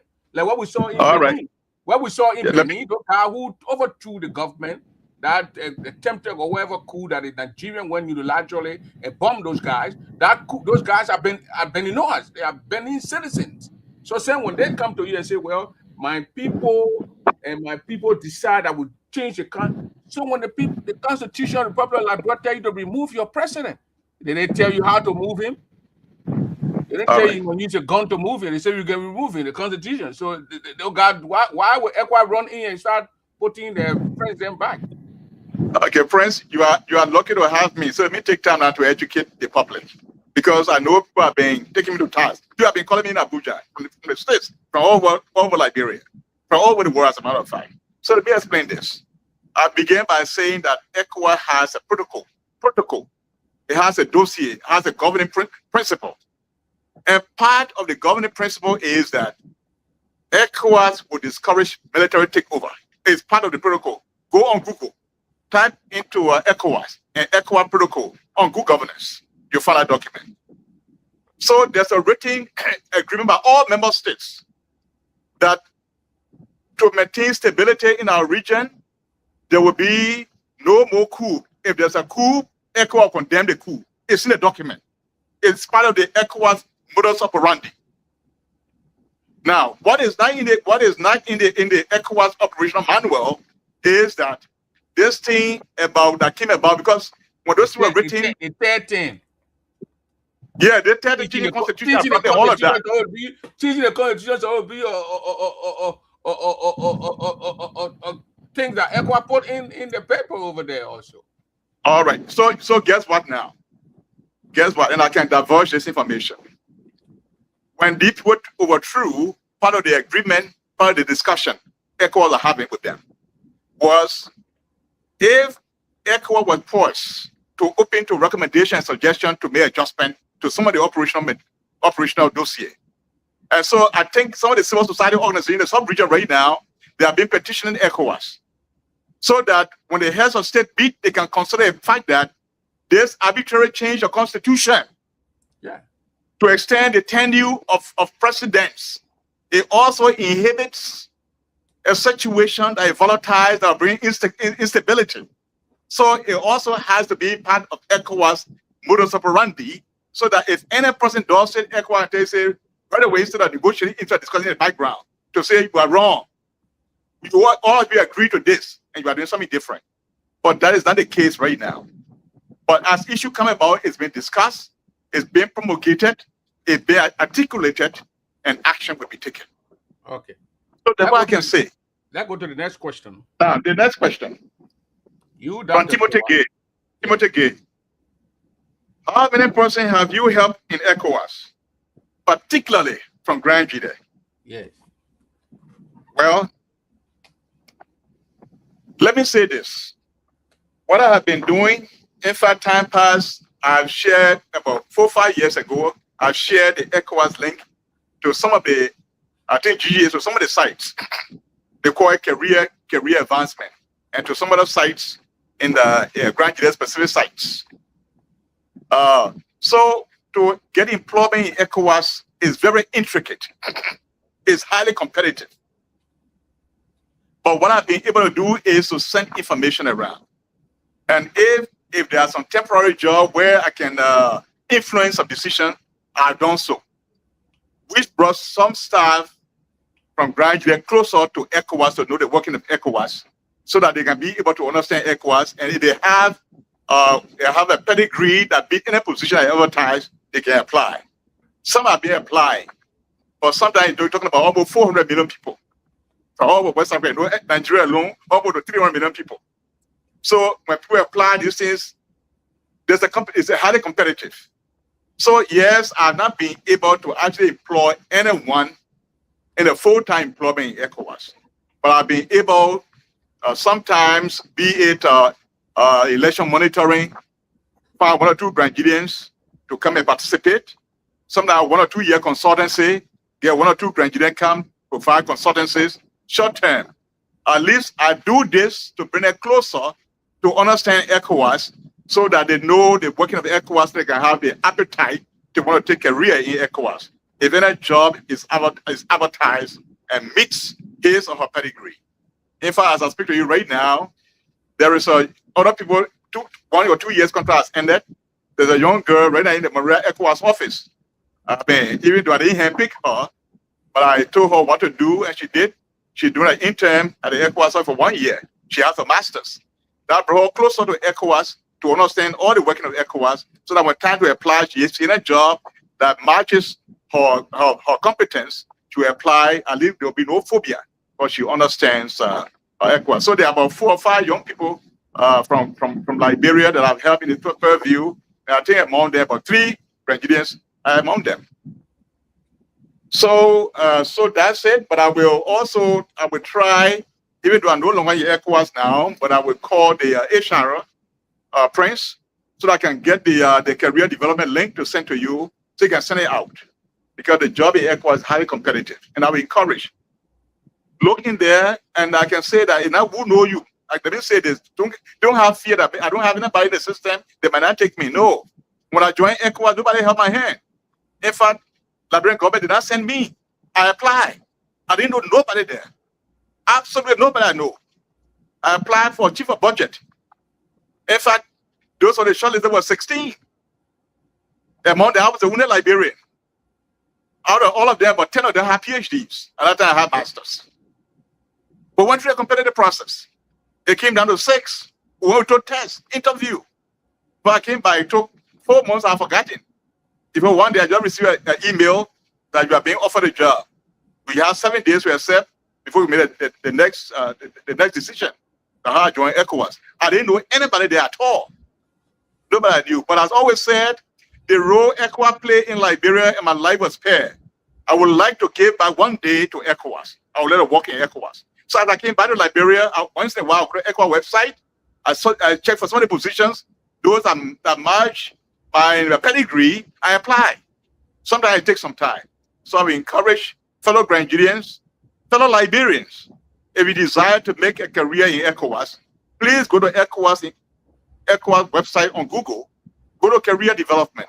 All the jobs are there, they are posted from all of the ECOWAS institutions. And take your chance. Before you can never get before you go to your next question, Honorable, before you go to your next question, I want to ask you, I know you're not going to, I don't know if you're going to go deep down into this, but is it in ECOWAS handbook, the rules and regulations that they got there to assassinate president, head of states? For ECOWAS to assassinate head of states? Yeah, is it in the handbook? No, it's not. But we saw it 30-some years ago where they collided and they killed the president of our nation, President Samuel. ECOWAS was involved. Well, the Nigerian general, what name, Kwandu was involved in. I mean, what's the Nigerian guy? Heavily involved. Tricked the president, came down, disarmed him, brought Prince Johnson into place, and they opened fire on armed people. Is it part of ECOWAS policy? Prince, I don't have evidence to that to speak to that. To be honest with you, I don't have evidence. Everybody saw it. The whole one. No. What? So I know you're not going to speak it out. You want evidence. You want 1, 2, 3, 4, A, B, C inside. But we know that's the trick that they played to they got rid of Samuel Kanye. Though we saw that. But I go to the next question from. No. But Prince, just 1 second. 1 second. As I said again, I said for me to speak to it. But any Nigerian, any person can write the ECOWAS commission and say I want answer to this. But I really don't have the answer for that. But there's nothing in the ECOWAS handbook that speaks to that. So let me go to the next question. All right. Anthony Gay. Some ECOWAS members are leaving, departing from ECOWAS. ECOWAS states. Some states are departing from ECOWAS membership. Mali, Niger. So what is ECOWAS doing about this? And the part B to this question says that there's a terrorist situation in Nigeria. What is ECOWAS doing to help? And much more so that America has to get involved to go and help Nigeria with all the might ECOWAS has. Well, so to partly answer this question, some of the things I've said in the previous question. There was military takeover. And so the military leadership decided to say, look, ECOWAS engaged them to say, look, in the ECOWAS handbook, no country, no person, ECOWAS member state, supposed to take power by force. If that happened, ECOWAS says you should leave. We should negotiate with you to give you time to leave. So since this has happened, we want to talk to you to leave in 3 months, 1 year, let's talk. But the maximum is not more than 2 years for you to leave. So, but they refused. They said, look, no. You were there when some of the people were misbehaving. We didn't say anything. Now we take part and we say, ECOWAS handbook says. So we are putting our country out of ECOWAS because we don't want to be subjected to that principle. So meaning the countries, the governments are leaving because what is written in the ECOWAS handbook, they don't want to comply with it. They let the government in time past signed up to this. Now they took power by force. They don't want to be subjected to that clause of ECOWAS. So the best to do is to pull out. But let me say this. In a democracy, when a president is elected, the president carries the mantle of the people. In the case of a military takeover, somebody pick a chance overnight and take power. So the decision to take this country away from ECOWAS was not a referendum by citizens of that member country. It is only the regime decided to protect themselves because they don't want to abide by what was signed by constituted or democratic governments. So, but it's the hope of ECOWAS. ECOWAS is still engaging because, in fact, the posture of ECOWAS now is that there has to be a big brother in the house. Yeah. There has to be a big brother in the house. The countries, they are taking an exceptional position, but somebody has to create stability. So even though from the beginning, ECOWAS was a little bit tough to say, look, we have to comply with this. So when things were slipping out of hand, ECOWAS said, all right, no problem. We don't have to have bloodshed. There has to be a big brother in the house. De-escalate. The same thing I'm talking about our country officials. There has to be a big brother that's your clerk or a goodie. So the posture of ECOWAS now is to engage because the regime took the decision to protect themselves. It was not a referendum by the citizens of the countries. So if we are hopeful that at some point in time they will mellow down, and then they will come back. Because but let's not go back now to the countries that have withdrew themselves from ECOWAS, like the Burkina Faso, Mali, Niger. Those countries are doing very good. The Burkina Faso president went to Ghana the other day. People cheering him everywhere. Everywhere the young man goes in any country, the people cheering him. So you don't think ECOWAS need to come and say, well, come on now. Even though we don't want military coup, we said democratic process. This is a Western culture and Western way of leading. But sometimes people change their constitution. The constitution changed, like Cote d'Ivoire, SIU. I mean, they don't think that provoked the military takeover too? And these countries that been ruled now by military people are doing good. So you don't think that's something ECOWAS need to check? And okay, let me say this, Prince. This case of Burkina Faso, Mali, Niger. But the thing is, we build a community. It becomes the responsibility of every son and daughter of our sub-region to strengthen our institutions. ECOWAS was created for a good reason. So let us assume that Burkina Faso felt infuriated by the demand of ECOWAS, and they take an exception. ECOWAS is still offering olive branch, and I'm familiar with that. To all of them. Ali Guinea has been engaging. The military man took over. He decided now to say, okay, look, in fact, I will test the ballot box to constitutional rule. He went and won. What is stopping Burkina Faso? If he's so popular, and we say democracy, put the khaki down, go to your people, do a referendum.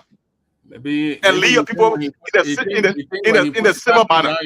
You think you'll when he put the khaki down, Nigeria will try flying over the country again, like we saw last month, where they said we were going to No, Prince. If you put a khaki down, if he doesn't invite Nigeria will not go there. But besides that, even if you put a khaki down, he's still the head of state. He's still the president. He controls the army. He was once upon a time a military man. So there's nothing stopping him to say, look, the ECOWAS are coming back to ECOWAS. I want you to put in the clause. Anybody who change the constitution, that political coup will not be accepted. ECOWAS will stand up against you. Will move you. They will send you a military takeover. We want to move you. They send you a be applied. Then he said his condition because he is a son and daughter, or they are sons of ECOWAS. Instead of putting away and want to do your own thing, we are stronger together. Okay. That would be my position. That would be my statement. Let's go to the next question. Yeah, the second part of the question. Yes, ECOWAS Nigeria in the ECOWAS region has the mightier army. So even I recall that ECOWAS even discussed one time other member states to send troops. But those things are still on the table. I think what Nigeria need more is sophisticated intelligence, which Americans are providing. And so the right things are headed towards the right direction. So let me quickly move to Mercy's question. That's the last question. Okay, go ahead. You say, how long have you been away from Grand Jude? Oh, Mercy. This is a beautiful question, my dear young lady, if I may say my daughter. Sometimes I listen to you, but not all the time because I'm very busy. But I know you have a show. Very good question. Just 2 years ago, I was in Grand Jude. In fact, not even 2 years. In fact, less than a year ago, because last year, March, I had a board meeting in Zwedru at the community college. All the board members, from the Minister of Education, Deputy Minister of Education, I said, everybody go to Grand Jude, at the university level. We all went there. We had a meeting. We spent 3 days there. So I'm always there. 2 years ago, I was there. I went back last year. But more than that, I have a farm in Grand Jude. In fact, right now, I have Nigerians that are sent. I have Nigerians that are sent on my farm. I pay them. They're on my farm, brushing and planting cocoa. So I have a big cocoa plantation in Grand Jude. And so I'm always engaged with our county, either in person or from a distance. Some of the issues we're discussing about Grand Jude today, that how you know about them. And I'll be engaging with Grand Jude. And so secondly, your second part of your question, my involvement with Charles Taylor. And this is a very good question. Sometimes instead of talking, and she says it's a rumor. It is true, it's not a rumor. Charles Taylor. But my engagement was a political engagement. Political engagement. To secure the interests of my people. I'm a granular club today. I would never, ever do anything to jeopardize. And when I say they couldn't put the even cannot people know. The man who provided me were slaughtering these kind of people who provided the means for the capture and kill the Zonina time. That notorious murderer. The man I'm talking about, Dawepui, my great grandfather. So my position has been to save my people. I joined Taylor government on the political front because I knew Taylor was going to win. And when Taylor win, the question would be, there are so many Nigerians in Liberia who didn't have the means to leave the country. What becomes of them? I know when you see the battlefield, there are so many generals. I look at myself and say, okay, I'm in the senior class. I'm about to graduate to get my degree. I'm a president of the Graduate University Association. I'm going to make a political decision. I'm going to join this man party. So that tomorrow when the man win, they have become a voice in the party. And that's what I did. So let me say this to you, my people.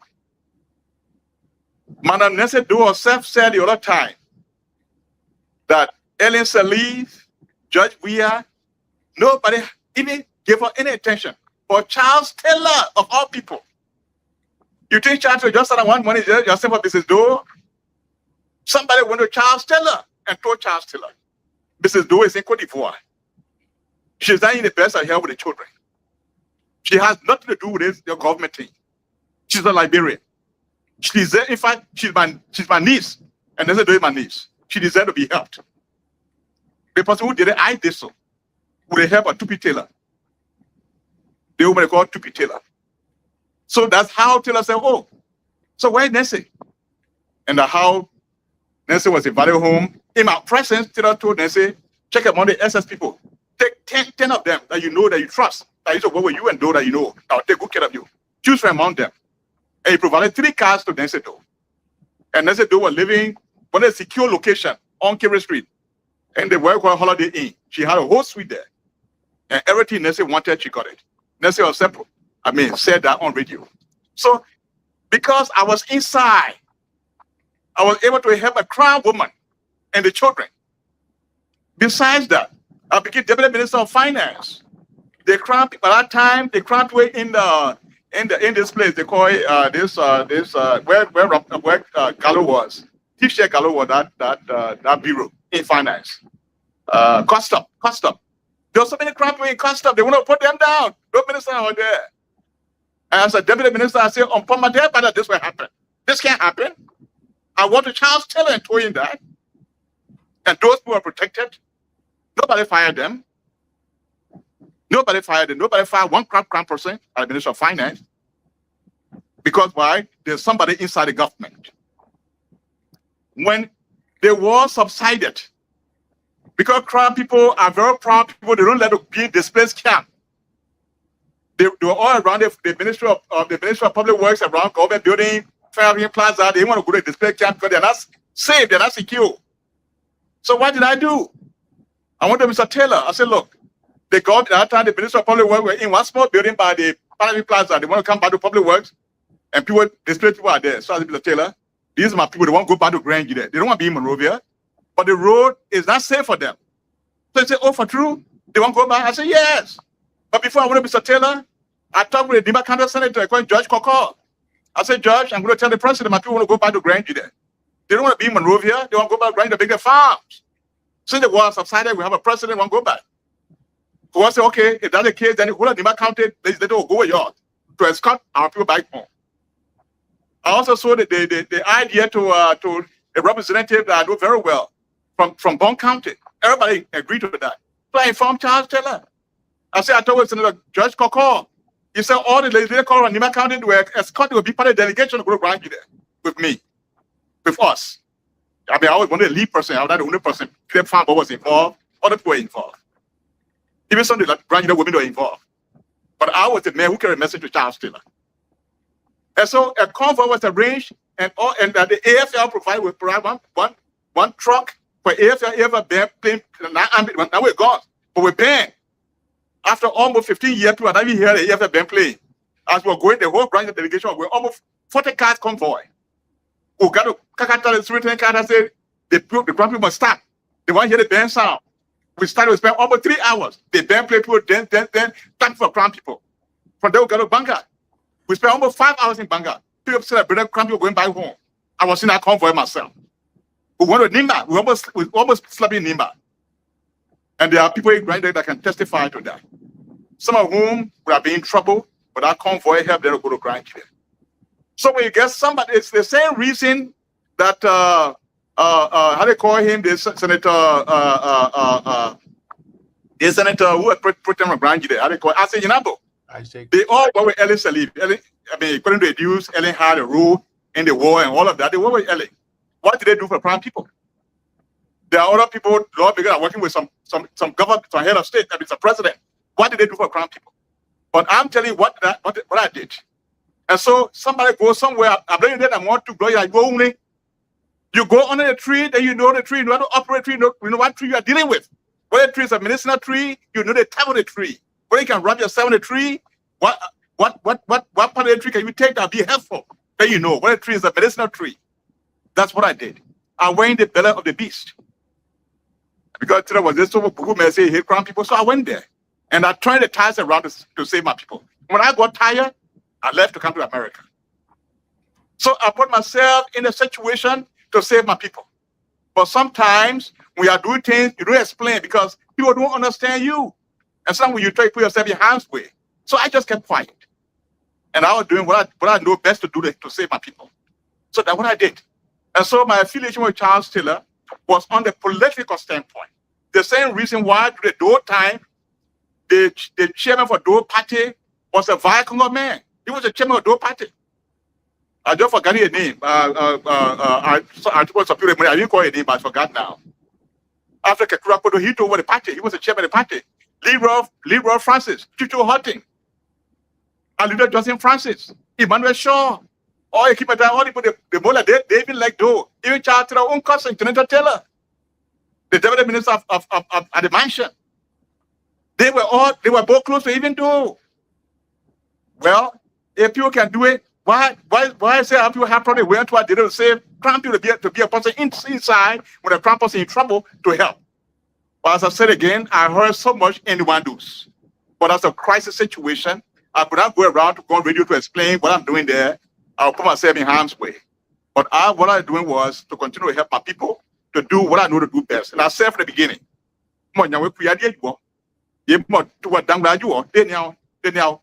so I would never do anything to jeopardize, to cause, to hurt any one person from Grandview.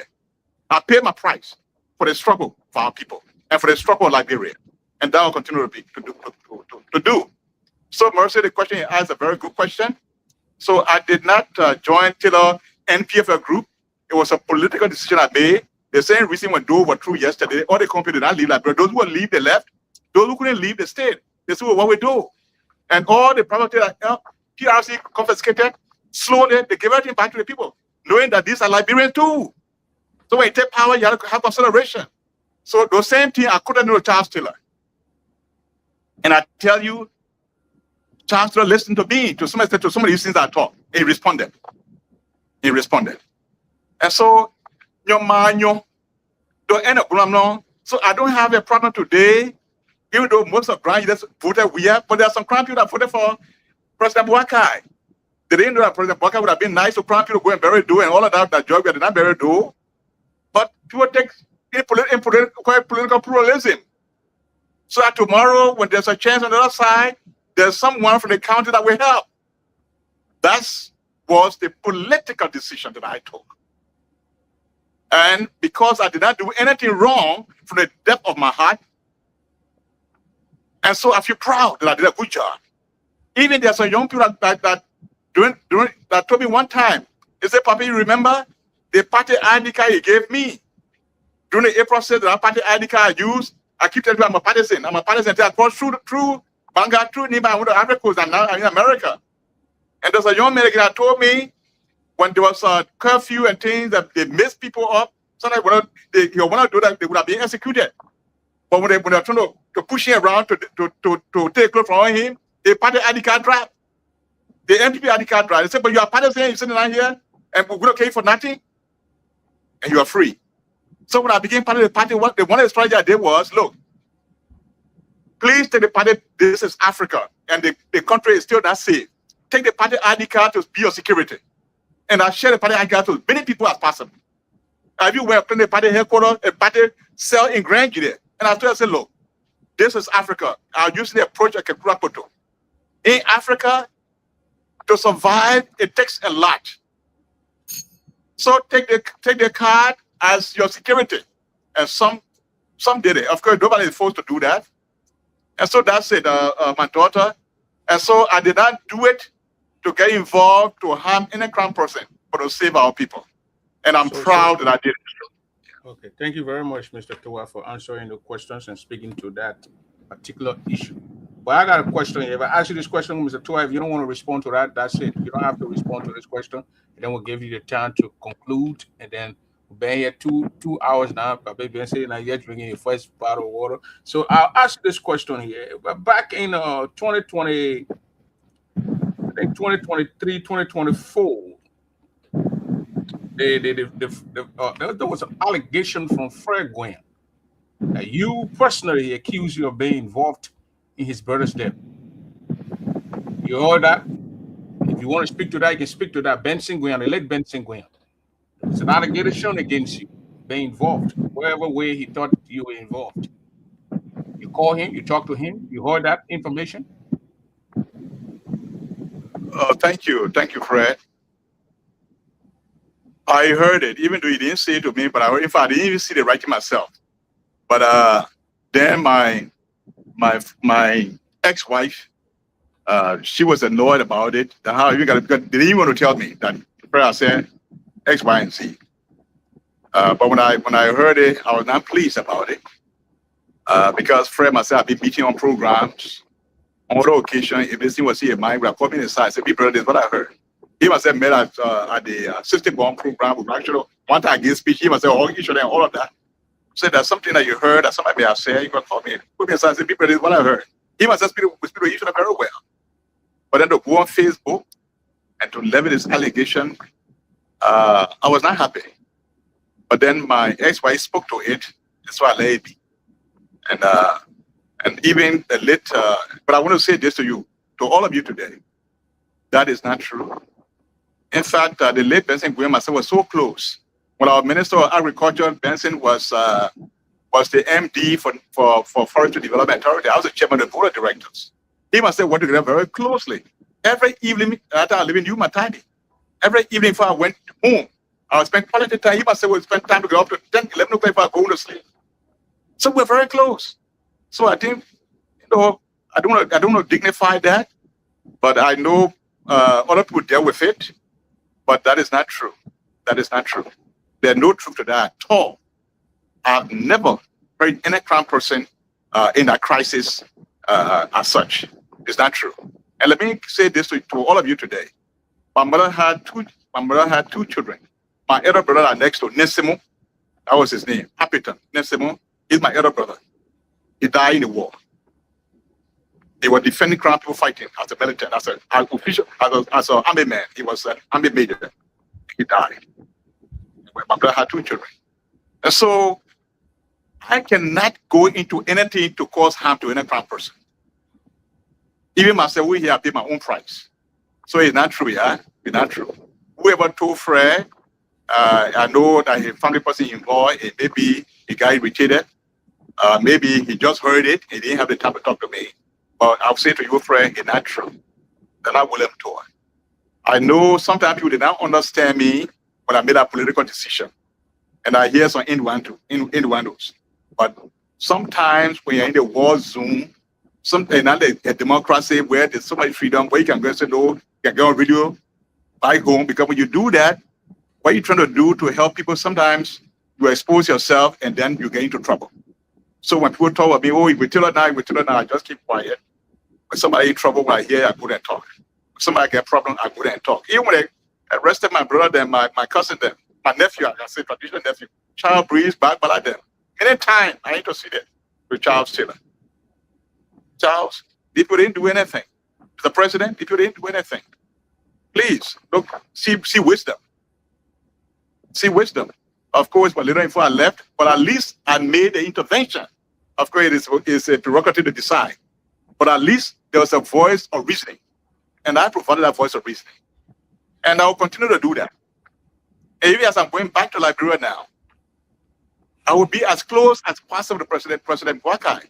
Because for the mere fact that what he did, many people were afraid to do that. To say, I'm going to bury Samuel Doe. Many people don't associate with Samuel Doe. And he did that. I'm going to beat him. He's a good man. I will meet him. When somebody do good, you praise them. I will meet him and I will offer my assistance. And I'll be able to whisper to him the needs of Grand Gideon. The other day, I threw something out about Grand Gideon. There's no Grand Gideon in the cabinet. You know, because the cabinet is the highest decision-making body of the country. And all alone from top of time, there will always be a Grand Gideon in the cabinet. But at this level, even though I know Zaza Lai is at the maritime, but maritime is not at the cabinet level. You see? But these things, you know, it requires someone to talk to the president. The president doesn't do it all. So I will play that role when I go back home. The role that I know to play to work with leaders, to help my people. I'm going back home. When the president comes for meeting in Abuja, I meet him. I have a very good relationship. And I'll continue that when I go back home. I will meet my president and we'll discuss. That I can say to Grand Gideon to Liberia. Thank you very much, Dr. TOWAH, Chief Dr. TOWAH. But before you close there, Dr. TOWAH was in Minneapolis. It was 2005, 2004, 2005. There was allegation that you spoke on the radio in 1996 during the April 6th. You care to talk about that? Yes, Prince. You know, sometimes people can misconstrue people. And with all the things I just say in the background, you know, my rationale. Because sometimes you ask a person, as soon as you look at the history of the person, and that was even before I joined the political party, that speaking on the radio. When the crisis happened, we did not know things would have spilled. Act, we left the BDC because everybody didn't want to stay in the BDC. To find a place to rent in Monroe was difficult when people know you cry. So Grand Gideon were compelled to go back to their relative homes, to their own homes.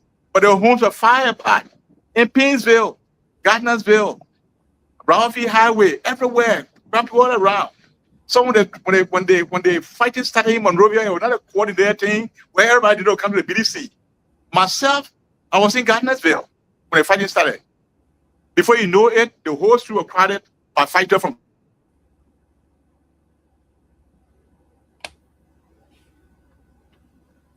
The internet is being killed outside. So it's true. I spoke on the radio, and the position from which I spoke was because all the things you were hearing on the radio was that President Johnson broke laws in Monrovia because Monrovia ought to be a no rebel territory, and which is true. Monrovia is now controlled by no Warren faction, controlled by the how do you call it, ECOMOG. Yeah. Yeah. So anybody does wrong, let civil authority take precedence. But then again, instead of waiting for ECOMOG to do the policing now, then the fight just came. So when the fighter came, then the same mentality of the war thing got in their mind, and when a fear crown person somewhere, they started attacking them. So that's the point I was speaking to.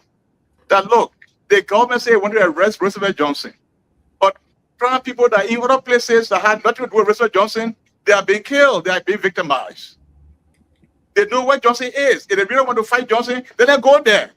Because Johnson is armed, and let men fight. But somebody who get way in Johnson by themselves, you go there overnight and arrest and kill them, then you basically the whole point. So they're rational because mind you too, that was in safety. I was heading towards the ECOMOG base, and it was on a government bridge where the roving EOBC in the van. And I told them I'm going to talk to them because the Sunday I was pinning my heart. And I let down that my old man, I had some patience. At that time I was young, in my 20s. I was tough. And so anything that hurt my people hurt me. So I wanted word to get out for people to understand what was happening outside. And my attention was speaking to the diplomatic corps, the American embassy, the British embassy, the French embassy, to know the plight of brown people outside. So that was my target. But now people turning around and say, oh, do I say, brown people? How can you correlate that? So that's it, you know. So I did. So that what I said, it was misconstrued. Oh. And I, as I said, I told everyone the role I've always played for the good, not only crown people, for the safety of all Liberians, and then crown people in general. Because I'm a Liberian, but you know, by destiny I came from somewhere, and so there's a reason why God took me from there. See, so I have to play a role when their safety is at stake. And I think it's divine to do that. Okay. Thank you very much, Mr. TOWAH, the Honorable Chief Dr. TOWAH. Thank you for the 2 hours, 15 minutes. So I'll give you the time now to conclude. Let us hear your party comment on TOWAH. The people say don't get it on your 2029. Will you call Prince Double to Prince? I'm contesting. The people when they conclude, let us give Mr. TOWAH that 2-3 minutes to conclude. Mr. TOWAH, the Honorable Dr. TOWAH, go ahead and do your job. Conclude. They got friends. Hola, so no coco, no coco, no coco, no cloud, then no guy, you walk cloud, we got you then. So, and then now, and a deck, no blue, and ability. The tea on Amon, the tea now, Kana, and a year, Bimwe, I blew up. Damn, but the Kanama Pesa Muye, Kana blow our poi. I blow up them, Mamunu. Damn, one no branch, I imagine Mamunu, my Pesa Mujbe. I'm going to see lawyer, your thing, I'm imagine a person of Mamma Gay. And or my gay, I'm more black. I don't branch there, apple, branch there, you bake it. They could not do that, or Mamma Pool. So then I am on the only car. For the and the brand new way, and they are be you way. You were born or a senator, no, representative, one more die. Jabo, I want a boy, yeah, a senator, Jenna, or a representative, Jenna, a boy, yeah, Lee now. I'm going to lose it. Yeah, Canana, you know, that one, no. Yeah, see, Lucy, Adam Wakimon. Yeah, dog, no, come on. I can't why one boy, boo. Yeah, the not back a blood to eat a camun, the cotty. Yeah, the not bad, no pleasure, gay. I did Polocano, a bluana. Great branch there, branch there, you want my war, board, no. What on black, what blood deals that? I know Maki, all root of bloody, bloody. What dog cabinet between? You cannot jaya, you know, Cape Town, no place I move. Blum pair, no. You cannot jaya, oh, ye them of senator or representative, oh, I'm glad you already, process are. It was example, oh, more, I'm throw. Ye do that to the other came on water. Ye no car there. Ye them bunyo. Ye tio idion. Ye them apunapo. So, distinguished ladies and gentlemen, the question asked by Prince, I just tried to respond in crime, in the different sections of crime. You know, crime has 16 subsections. But for me, I don't need interpreters. When I go to Kunabo, I speak Kunabo, I understand trouble, I understand Griot. When I come to nothing like Granji there from Chien going up, they all understand the language is similar. Nyao, Bao, Bubble, the Bilang Bazon, Probo, we understand ourselves. So when I go to the places, I speak Nyao, they speak to me, I understand. When I go to Kunabo, they speak trouble, Griot Putu, they speak Kunabo itself, I understand. So for me, I don't need interpretation. But when time comes, whether as the discussion is going among themselves, when they come to me and say, TOWAH, there's something we need to do for us.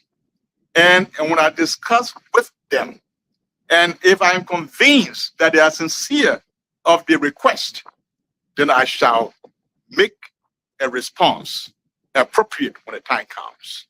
So whether senator, representative, that's not my preoccupation at this point in time. I am going to help our president to see about our country, to make it good the best way I can help. That's my disposition at this point in time. And that's what I'm looking at. So thank you. Thank you very much, ladies and gentlemen, and Mr. Doba, for this opportunity. I am very, very, very grateful. Thank you, plenty. Thank you. Ladies and gentlemen, thank you for watching us. The Honorable Dr. TOWAH, Chief Dr. TOWAH. We all heard it from him. He pulled down, he talked about the allegation or the rumor going around. He spoke on a lot of issues. So, Honorable TOWAH, thank you very much. Thank you very much. We'll talk behind the scenes. Thank you very much. All right. Bye-bye. All right, bye now. And ladies and gentlemen, I want to bring on Mr. Boo Unit, Mr. Anthony Gay, and let me bring on here Marche Gatto also. Those who want to, I mean, we're going to talk about it, maybe a pre-analysis or whatever for the next 5 minutes. Then we're gonna cut it a day here. So, but in interview, I mean, there were a lot of information passed out there, especially about our county and other areas and then he talked about equals and he talked about a lot of stuff and we happy that we are happy that we had it on the show and if you want to speak to this issue, just I mean, say hi or give me a little stuff that we got 10, let's say 10 minutes, 10 minutes to do that. The conversation calling to Princess Pine. I want to bring on Princess Pine also here. Princess Pine is one of the tough podcaster also, and we enjoy Princess Pine when she's analyzing things, especially when it comes to Grangere County. And this is the Honorable William Dayon Toa. I think his father was once a represented senator, and he's trying to get in there, do things for his people. And ladies and gentlemen, as we before we get into that, discussing wherever I send a link to Boo Unit, to Anthony Gay, to Marcia Gallo, to and then Princess Pine. Anybody come on, we're gonna do it. If they don't come, then we're gonna leave. But we're gonna have a show. We're gonna bring on the guys from Marie Johnson group, the chief of staff and people from her office going to be here with me tomorrow at 3 p.m. here, and from 3 to 5, which will be about 3, it will be about 8 o'clock Liberia time. We're going to bring on Jolo and a lot of guys from the office. I think 4 guys from the office. They're going to join us here to speak to the issue. That comment, that statement, the video about Marie Johnson from all the way, and Kunemo, when she spoke to the people, people all over, talking about this wonder video. Let me start talking to Donald Trump because he's an idiot. I don't want to talk like him. I'm trying to talk to Trump here. But yeah, so we're gonna bring on that. Then Monday, I will call the lady who was hit by the cow, and Samson Bozo and me, the lady, we're going to talk about Grangere County, but we'll bring the lady on first. The first 20 to 30 minutes, we'll have a little little fundraiser. Please, if you have your $25, $50, $100, $200, drop it in. I was started by contributing $50 for the woman to go to hospital or medical. As you speak, the woman is not taking proper medical treatment. So I'll call on Dr. The Honorable Gaisler for you. I'll call all these great people. I got Gaisler's number. That's your man. I got your number. I'll call him tomorrow. I'll call him tomorrow because we want people to.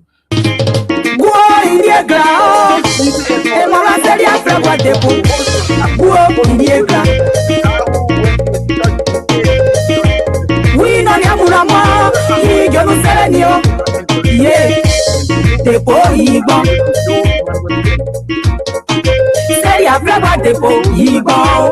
On dit mélo, soit consolé. Nous dit d'amour l'ociaïa. Nous les tout moi l'ociaïa. Oui, les mounama. Nous la guide à dimouiller mon pays. Cousin ni bendieka. Et ma blanc globole. Et mon blanc globole. Cousin ni bendieka.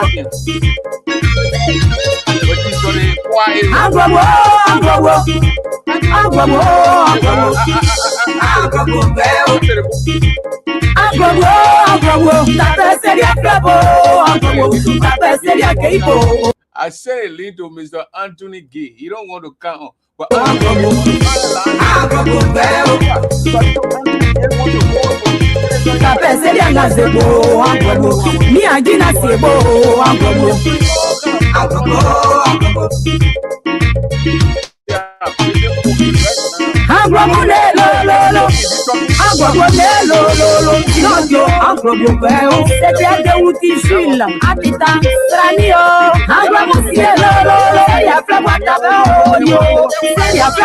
no, you know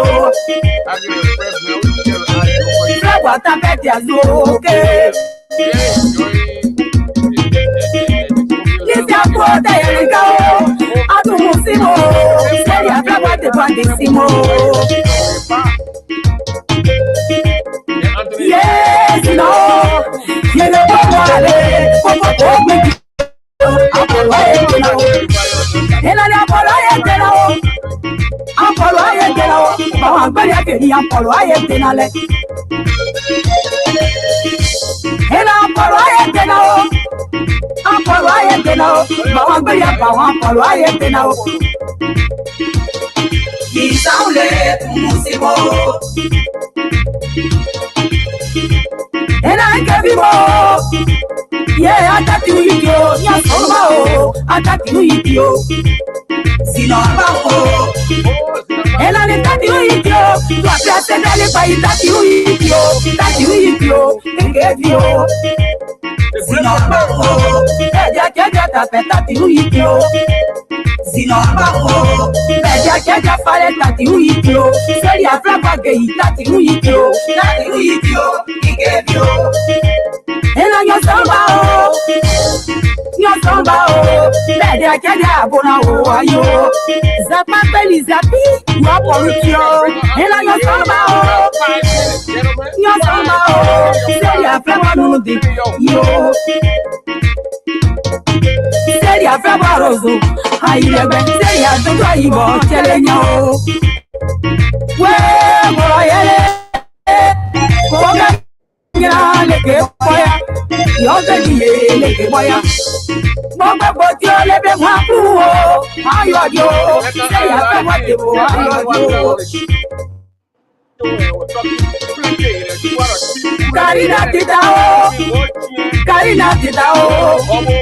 Karina Tino, wow.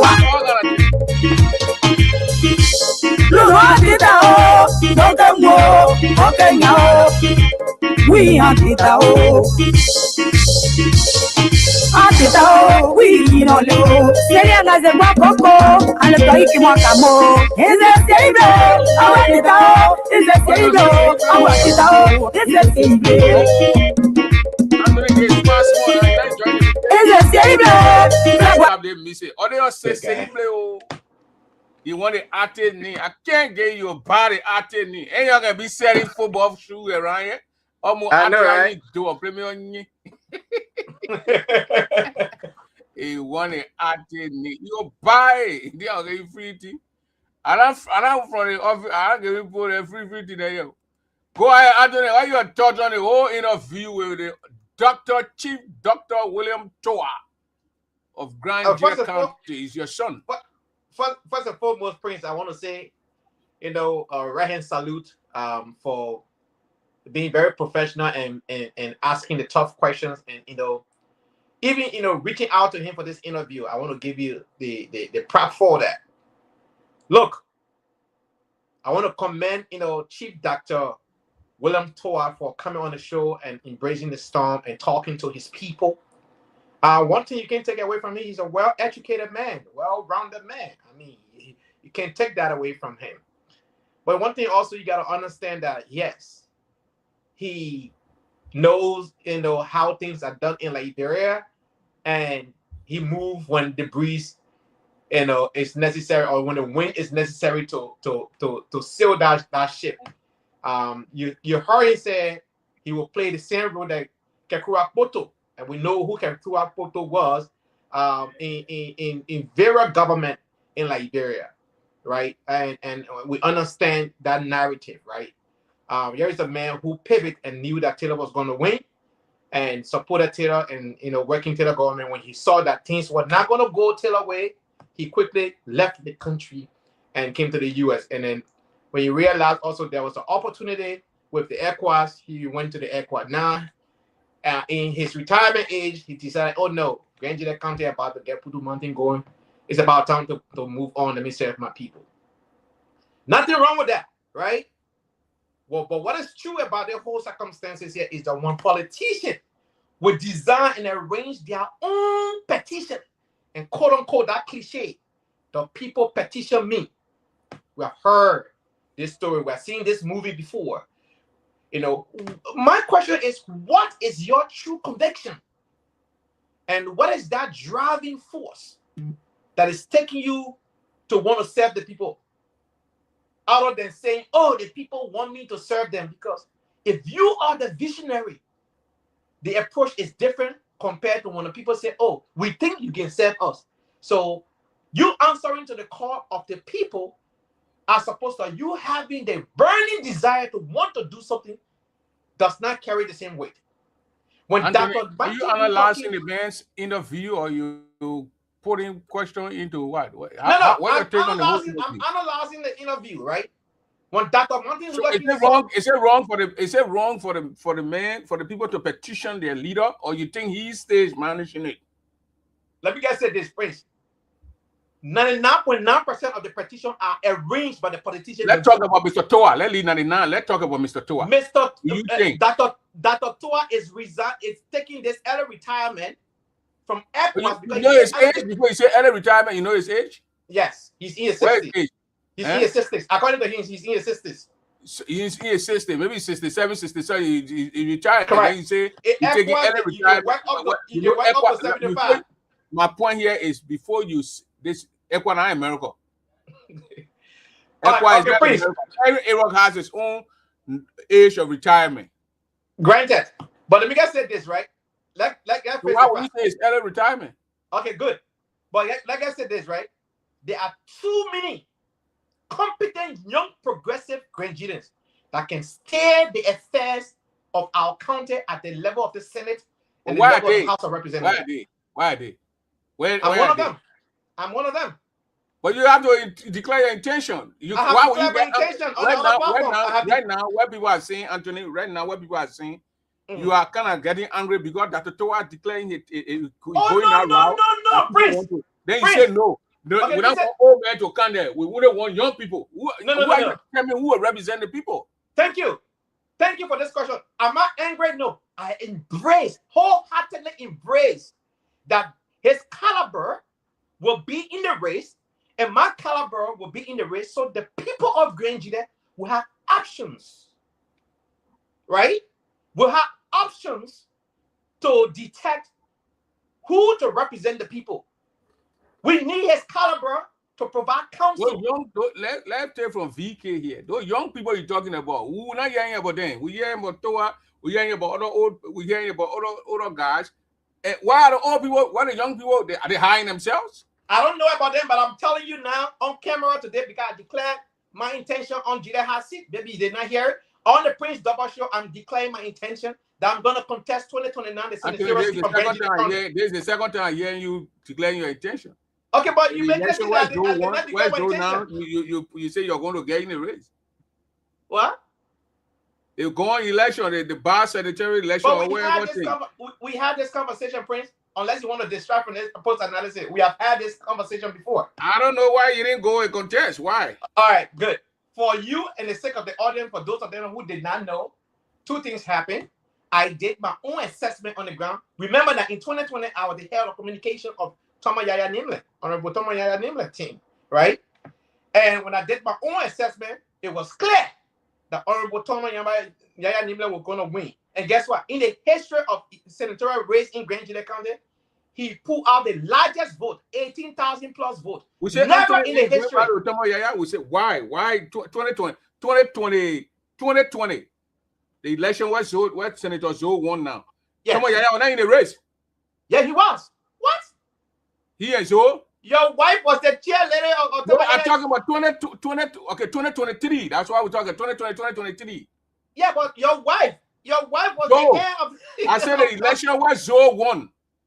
The election as Zoe won by 7,000 votes. TOWAH Yaya Nimle was the second highest in the vote. The chair was Mr. Yami. TOWAH Yaya communication man. So yes, I was the head of communication of TOWAH Yaya Nimle. You didn't want to go against him. Yes, I didn't want to go.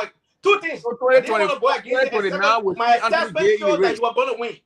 My assessment already showed that you're going to win. There was no reason why I contested. So 2029, we see Anthony in the race. We not see Anthony doing another leader. Say that one more time.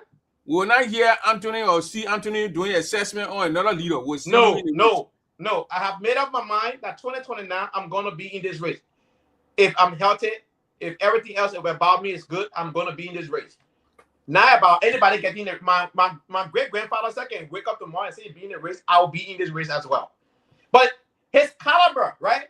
The caliber of Dr. TOWAH, I mean, it will bring competition. It will elevate the conversation.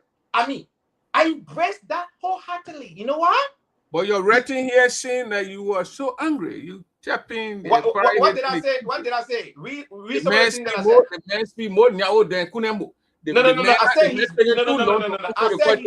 no. I said he spoke two sections of the crime. Yeah, that's what I'm saying. He speaks. Yeah, and I said he's more fluent. He speaks more than he speaks. No. Listen, I listen. When somebody is fluent, they speak more than the other one. That's what I'm saying. Then the next thing you go there again, you say, you need to stay in your retirement. What you telling the man to stay in retirement? Not kind of race? No. Listen now. Listen here, Prince Double. He said he's gonna be retiring from ECOWAS. He insisted. So I said, we wish you well in his retirement. Prince, we need his counsel. He's an elderly statesman. We need his counsel. So but you should lead a senator team with young people. Yes, what I'm saying. There are too many young progressive Grand Jide, including myself, who are capable, who have the competence to steer the affairs of Grand Jide County at the level of the Senate or at the House of Representatives. Yes, I stand by that statement. There are too many of us who are competent enough, who can steer the affair from a progressive, innovative, and technological standpoint, where in this technological economy, we can make our country valuable vis-a-vis our nation. So it is the time for the young people to have a clear representation at the level of the Senate that look like them, that understand their struggle, that speak their lingo. We respect him for what he has been able to do to serve our nation at that level. We congratulate him for his service to our nation.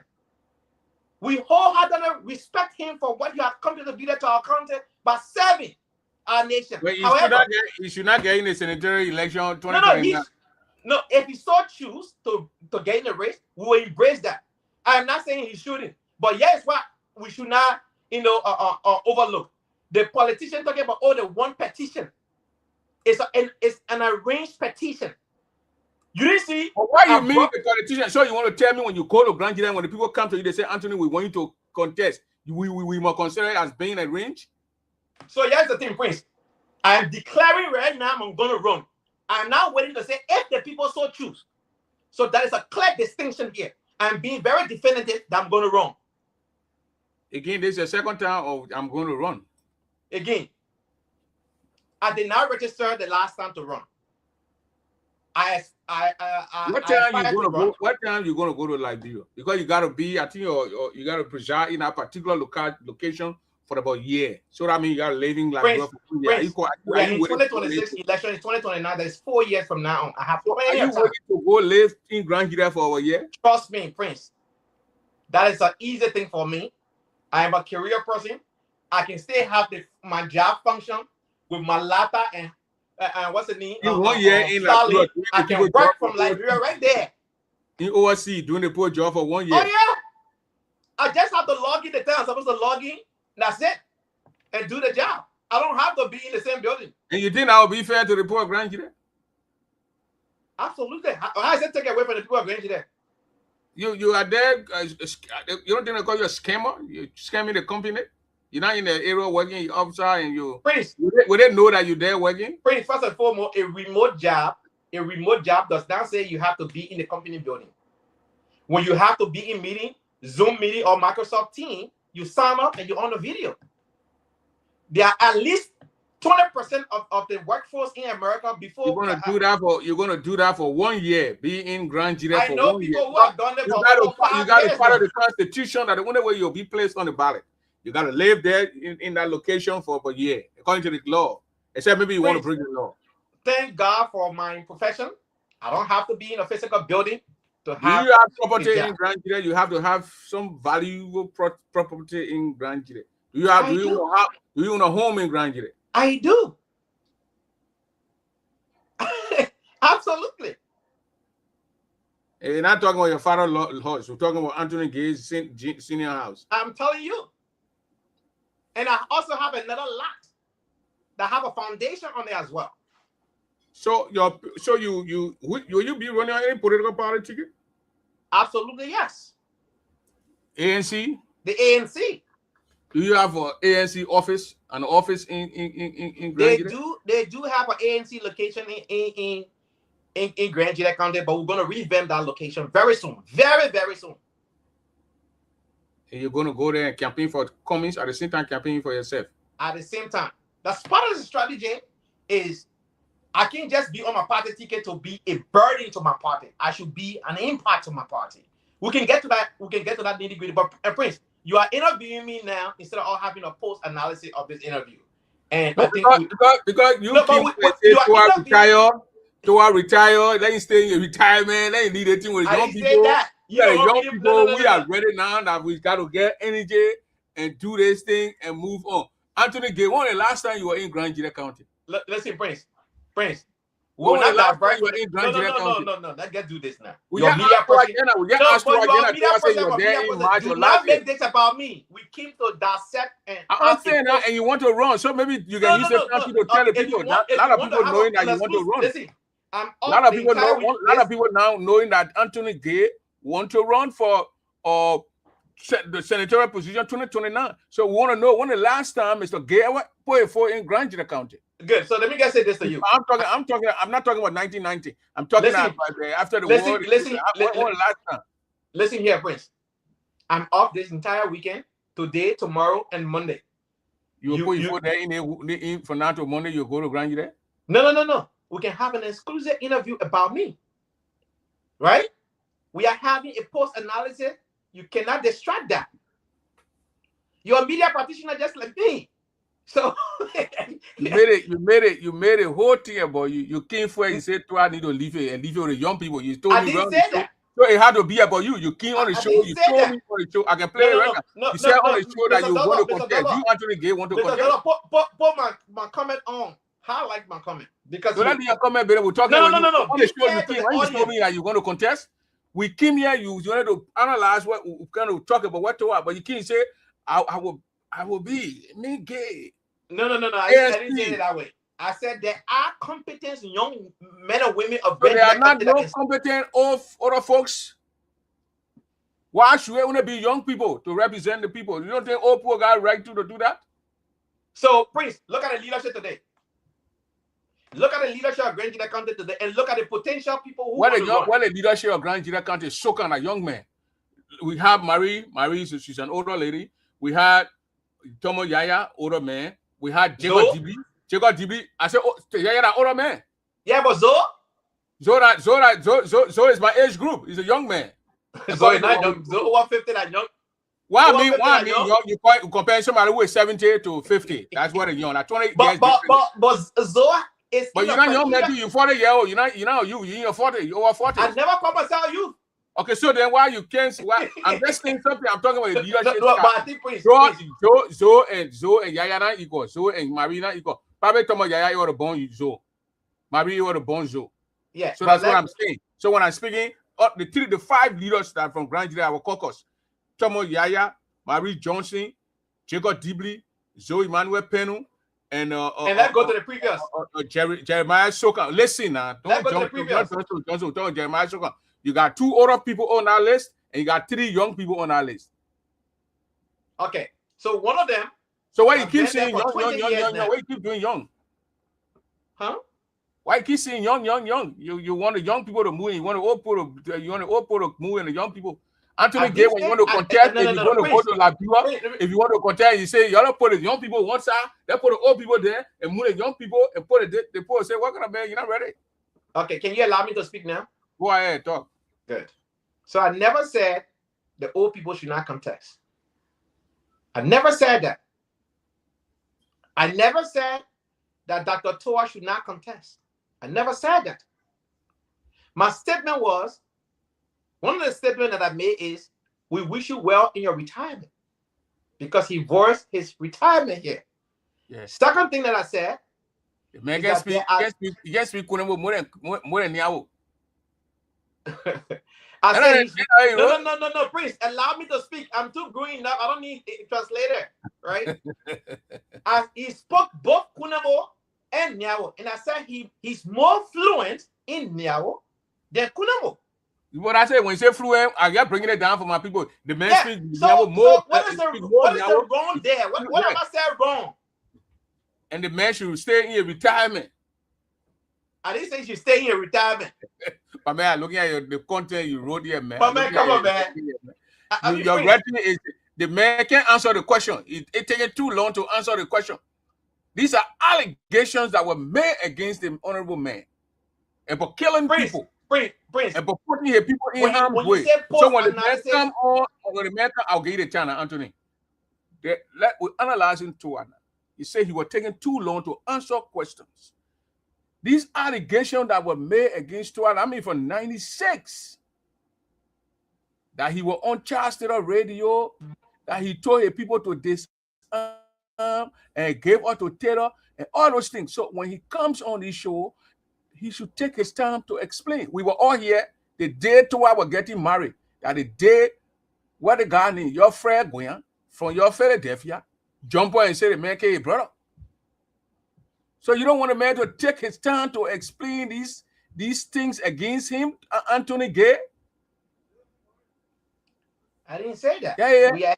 You said the man his answers are too long. That's Anthony Gay saying. Anthony, but you get Wuru Gay saying.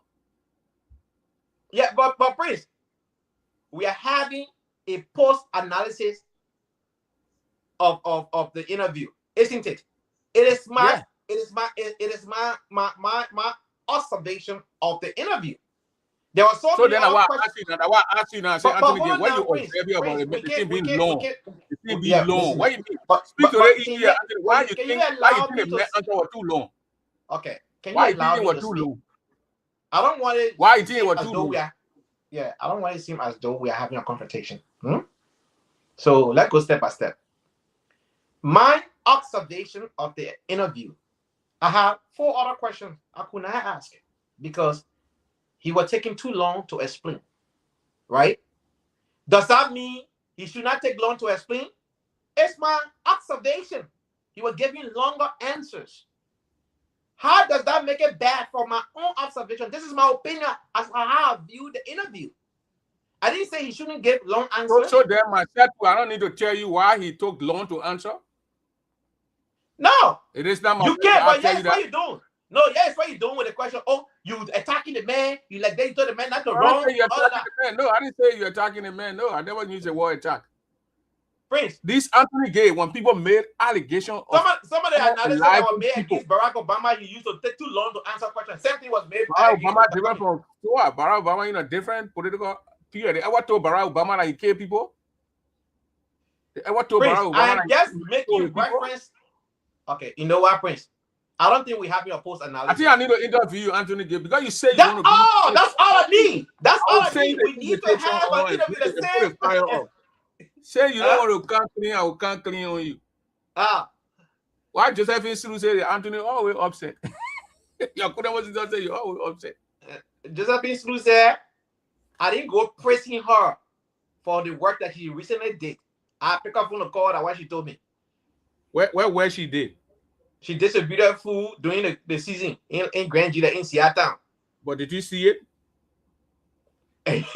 With a different conversation than my brother. Did you see it? At least if you saw it, you should have praised his sister. I mean, to give people food. No, Uriah Soon was going live and said nobody has done what Josephine Sulu has done. And I said, Uriah, you don't know everything that everybody else is doing in the county. Just praise the sister and leave it as that. To say nobody has done what she has done, that is not true. You don't know what other people have been doing. Not because nobody has done it in the county. The sister is the first person. Yes, that's what he said. But the sister issue with you, Mr. Gay, maybe you saw it and you didn't tell her thanks for at least feeding people that day when some people never have food to eat. So, or Anthony Gay, great Mr. TOWAH interview. No, like I said, he's a well-accomplished man, well-educated, understand the issue, know the terrain. I mean, he's a great speaker. Don't get me wrong. Don't get me wrong at all. He understands the issue. He's very brave. He's not afraid to speak on the issue. I don't have no problem with him, when it comes to the education, his wisdom, and all of that stuff. I just fundamentally disagree with some of the things that he said. Point number one, the people have to petition him. It is a political cliche in Liberia that a politician must be petitioned in order to serve the people. If you have a conviction, and that conviction cannot push you enough to run for office, that people should petition. Many of the folks that you're talking about don't even understand governance. Don't even understand the functionality of different sectors of government. All right, that will be your petitioners. You understand? But politicians, it has become a cliche in Liberia where you should be petitioned, and then they use that. Oh, like the people ask me to serve them. That the people ask me to serve them. You understand? But it's the difference. When you have a dream and you have a vision, that vision bearer and that conviction in the heart, which is that driving force, is different. The legs of Barack Obama, the legs of Dr. King, the legs of Ibrahim Traoré, whatever means, when you have a vision in your heart, you go for something. That Zoran Mamdani in New York, these people have a vision. They have a vision, and that vision is perpetrated by a conviction. You understand? Prince, nobody told me to say Anthony run. I'm a professional in my field. I don't need to run for office to be successful. Guess what? But I found the need to run. People not tell you to run. Suppose somebody tell somebody to run. Is it bad? That's a question. This man already has a political ambition. He already knows he want to run. He knows it. How you know the man won't run? The man told you say he won't run here. He said that when the boy petition me, I will continue. I will not say no to my people. It's a cliche. What is in this thing you're not understanding? It is a cliche. That when the people petition me, when the time is right, that's a political cliche. I'm being honest with you.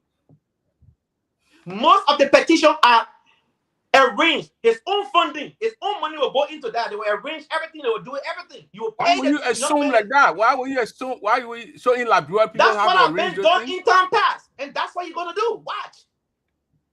Oh my goodness, I don't understand What? it. I can't. You can't judge. I mean, you want to be a political man in our county. You can't just assume up regularly and say things about people. You say if it's Johnson, here, I'm gonna do it. Let me just say this here. You got any issue? You have personal issue against Towa? No, he's competent. And I will embrace the fact if he's in the race that we all can compete. If he wins, he wins. And I will walk up to him and shake his hand. Josephine want to come confront you. She said, I'm going to send her the link. You okay with that? No, my man. If she want to we come to she come to do post analysis or she come to confront me. Post analysis on your talking. No. Please.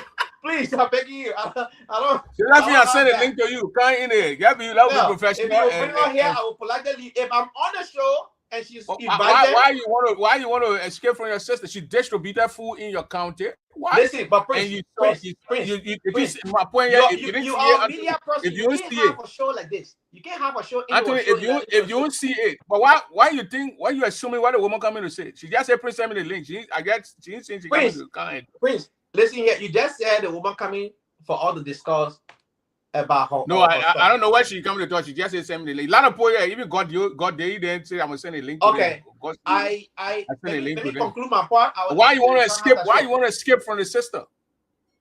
Me, Prince Dover, do I look at an escapee? Look at my face. You just say when she comes on. Regardez-moi, bébé, mon frère. Est-ce que moi, je suis un gaou? Ou bien, je suis un gars qui va frapper là? I don't know if you're a gaou, but you just told me that when she comes, you'll leave. No, because it defeats the purpose of the sports analysis, right? I asked some geopolitical questions. Maybe she want to control. You don't even know if she wanted to contribute to what Towa said. But Prince, we should focus on Dr. Towa's interview. Let's focus on Dr. Towa's interview. I asked some geopolitical question. I asked one question with a baby in that question. Prince, let's be fair here. The AEA nations are moving forward. They just launched their own bank. They raised $1 billion United States dollar without any foreign aid. In the last 2 to 3 years, Burkina Faso have been striving, Niger striving, Mali striving. They have their own currency that's soon to be launched. You understand? They have formed a joint military task force, 5,000 men and women from 3 countries. You understand? To confront the counter-terrorism. But the honorable man, I'm sorry, he's gonna give you ECOWAS policy. It's not ECOWAS policy. Prince, I expected a diplomatic answer from him. He cannot. And what he gave. And I just said I expected, and that's what he did. I'm not against what. Then we say you expected, like he didn't give it. Again, Prince, I think you're not allowing me to. We talk to Mr. King TOWAH here. We are analyzing Mr. TOWAH's interview. So it's not too sure. All over the world, when you see the poor happening, the president and talk, or whoever talk, the people can't analyze what they're talking. So it's not too sure in one. So that means you got one of your device, not okay, either your camera or your microphone. You're in the back here, but they say one of your devices is not on. So put it on, then you come back on. Yeah, just so he talked about the interview of Dr. TOWAH Ugenha. If we will discuss he talked about the farm. Yes. He got a farm in Grand. That's his personal That's something personal to him. That's not my problem. He hire people. He hiring people though. So it's but he said he hiring Nigerians. Oh, his farm. That's why he said he hiring Nigerians. You know, who you hire on your farm? Who you hire? Okay, come on. When we had the farm project ongoing, we have Liberians. We have Liberians. Yeah, Mosi people. No. We didn't hire a single Mosi man on that farm. We have Nigerians, we have Bongis, on that farm. Come on, I beg you, but we didn't hire no Burkina Faso. Not a single Burkina Faso on our payroll. So TOWAH imported in Nigeria for Lagos. So again, the people ask me how many jobs created, but the people are great. They say I hired Nigerian. But Prince, no, in all fairness, He's a fine, Well, Anthony, do you think he was elderly man, well educated? He spoke with wisdom. Again, hey, Kekura Poto style of politicking. These are kind of politicking that we gotta be very mindful of. What in it for me? How does it benefit me? That's what Kekura Poto did throughout his political career. But the man just told you why he did it, to benefit a lot of his people. And what did he do at that time with Taylor? He got there, a lot of Prince, crime you people didn't were see my giving, post? a lot of people were giving the green light to leave from Monrovia and go to Grand Gila. You don't want to get a man credit for that? Listen, Charles Taylor marginalized the crown people. That's what formed Model. You know the history of Model? Exactly.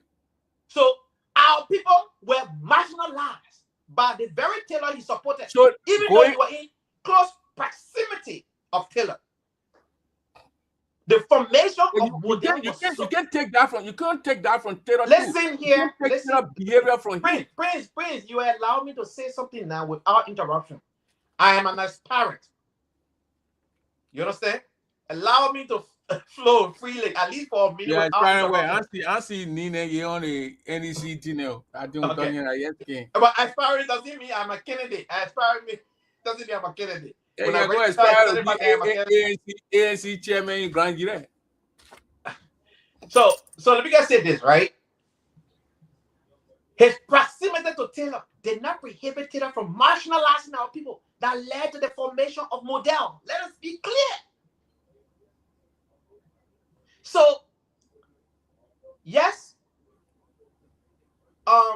Madame Doe benefited. She praised President Taylor and Madame Salih. Yes. But to the larger extent, our people, Taylor was an elected president for crying out loud. And he marginalized our people that led to the formation of Model. So and what that got to do with that? Purpose was to get Taylor out of Grand Gila and Liberia, and they succeeded at that. After that, Model went away, and we had the Ghana Peace Accord. That is the reason why TOWAH Yahya Nimena was rewarded by the Grand Gileans. He saw the kind of vote they gave him, right? Even though the first and second time he attempted to run, they didn't give him that vote, but they still recognized his effort and rewarded him that kind of votes. He had the highest votes in the county history in terms of senatorial election. It is undisputed. And so we should recognize these things. I'm not going to take away from his service to the nation. He did his part. He did what he know how to do best. And we, are grateful for that. We will seek his counsel if need be. He's an elder statesman. His counsel will always be welcome. I'm not against him for that, but I'll also embrace the opportunity to go against him if he should contest in the senatorial race 2029. And we will have the debate very respectfully, void of name calling, and we will share the contrast where we think we will be a better fit for the people in the current dispensation than him.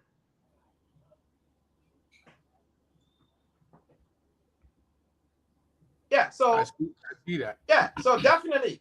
So what do you think he did? You say, what he did with the interview, he spoke well. Yes, he did extremely well. Look, Prince, let's see, anyone who breaks the storm. Can you debate TOWAH? Let's say Anthony Gay and TOWAH is senatorial. Can you debate him and win him? Look, Prince, I can guarantee you, I can stand on our stage respectfully and outline a forward march plan for Grand Gila County that the people of Grand Gila County themselves will see the true nature of what I'm presenting and make the case. Look, there is a thing here. We should not discourage any young person or any older person to run. Any competent Grand Gila. Nobody discourage that notion that people want to discourage. No, Anthony. Yeah. You are over 40 years old, so you're not young. You're not youth. You a man. So obviously, according to the Constitution of the Republic of Liberia, you are qualified under the laws to contest. Correct. So is TOWAH. Absolutely.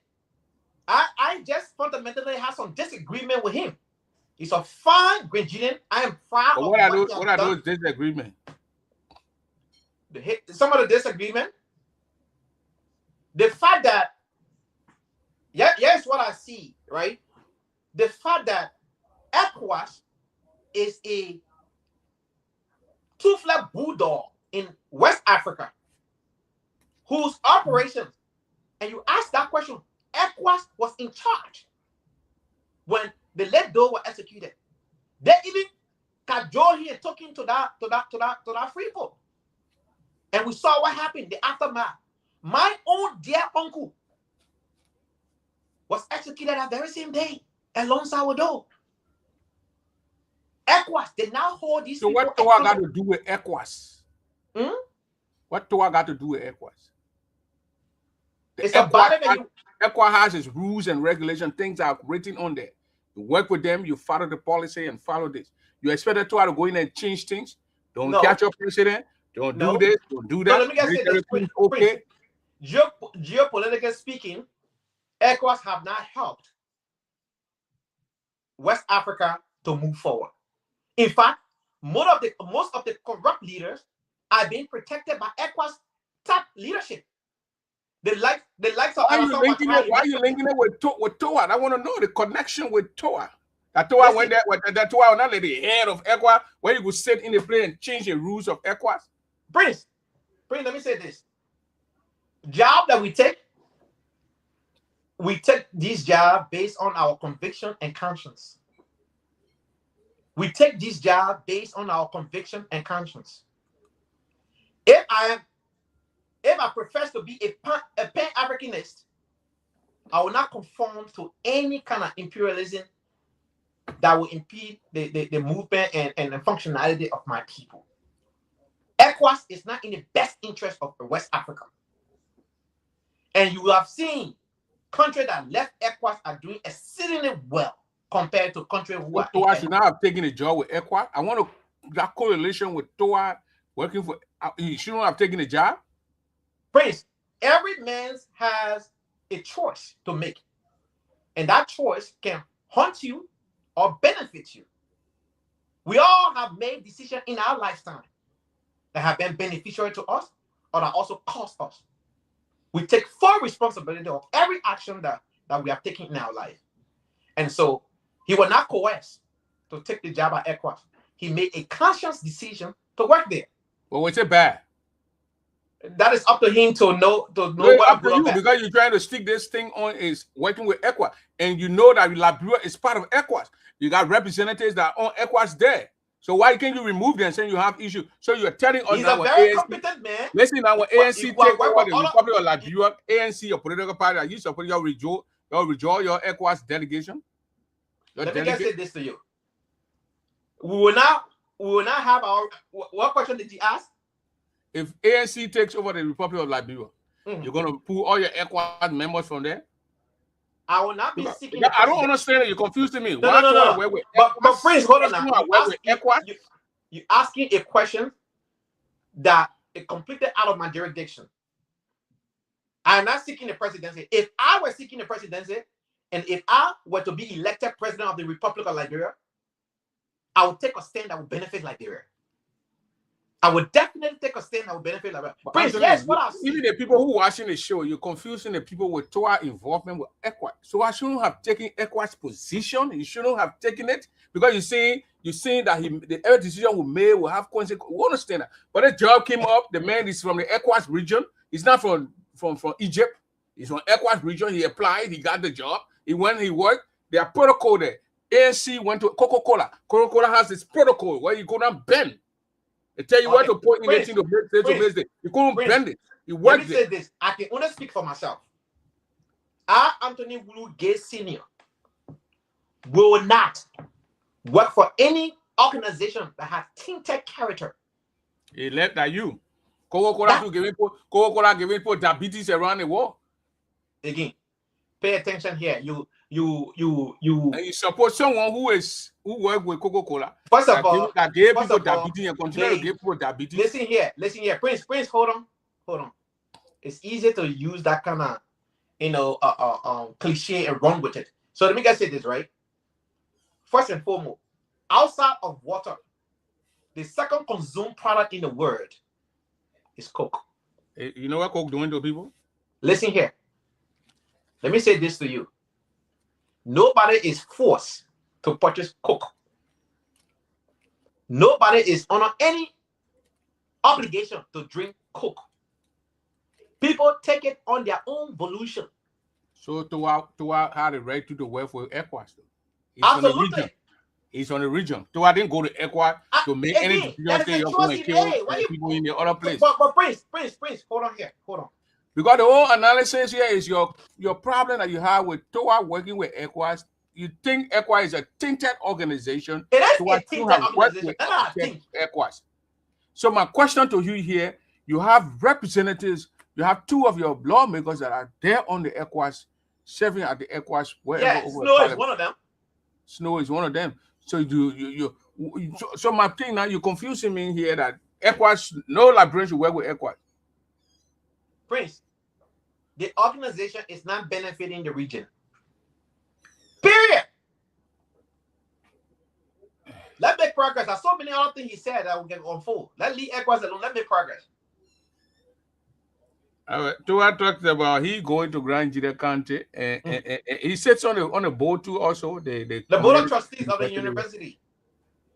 You ask Dr. TOWAH if that building worth $1.2 million or worth the amount they say it worth. He said he can't make a prediction. He can't work it. Prince, you don't need a rocket scientist to tell you that structure over there doesn't worth $500,000.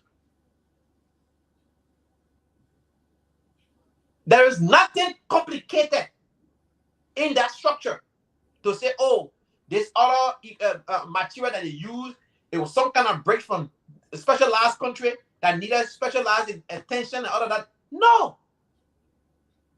But was TOWAH on the board at that time when the building was built? Prince, he wasn't. You did not build that place. No. But you have invested in construction in Liberia. From your experience on the material you purchase and everything and the labor costs and everything, you can deduce that that building does not worth $1.2 million. My man, the TOWAH formally calling me, some root to check on my phone. You understand? Maybe they want to give you information. He's a fun analyst man, my man. When you listen to the man speak, he commands the room. He presents himself very well. But the man said he's not going to rush. He's an editor man. He's not going to rush to conclusion. He's going to do an investigation, going to look there. Anyone who is found liable will be held liable. He said it. Anybody who is involved in taking money, that's what the man said. What you want the man to do? Grab the people, say, no, tomorrow I'm going to catch the poor, I will bring the poor and post them. You want that? I think that's, to me, that's the appropriate thing he just did. The Prince, this is post-analysis. It's my opinion of my observation. So I have the right to question your opinion. I don't have the right. No, you cannot question my opinion. It is my opinion, in my view. That is the thing that I'm entitled to, right? I'm entitled to this opinion. But here's the thing, right? I would love the opportunity to have an exchange on a debate stage, right? I kid you not. I would love to have the opportunity to be on a debate stage and put forward policy issue that can transform. Who you want to debate with? Any candidate for that matter. Can you debate Chief Dr. TOWAH? Absolutely. He's gonna murder you. He's gonna murder you though. Murder me in what sense?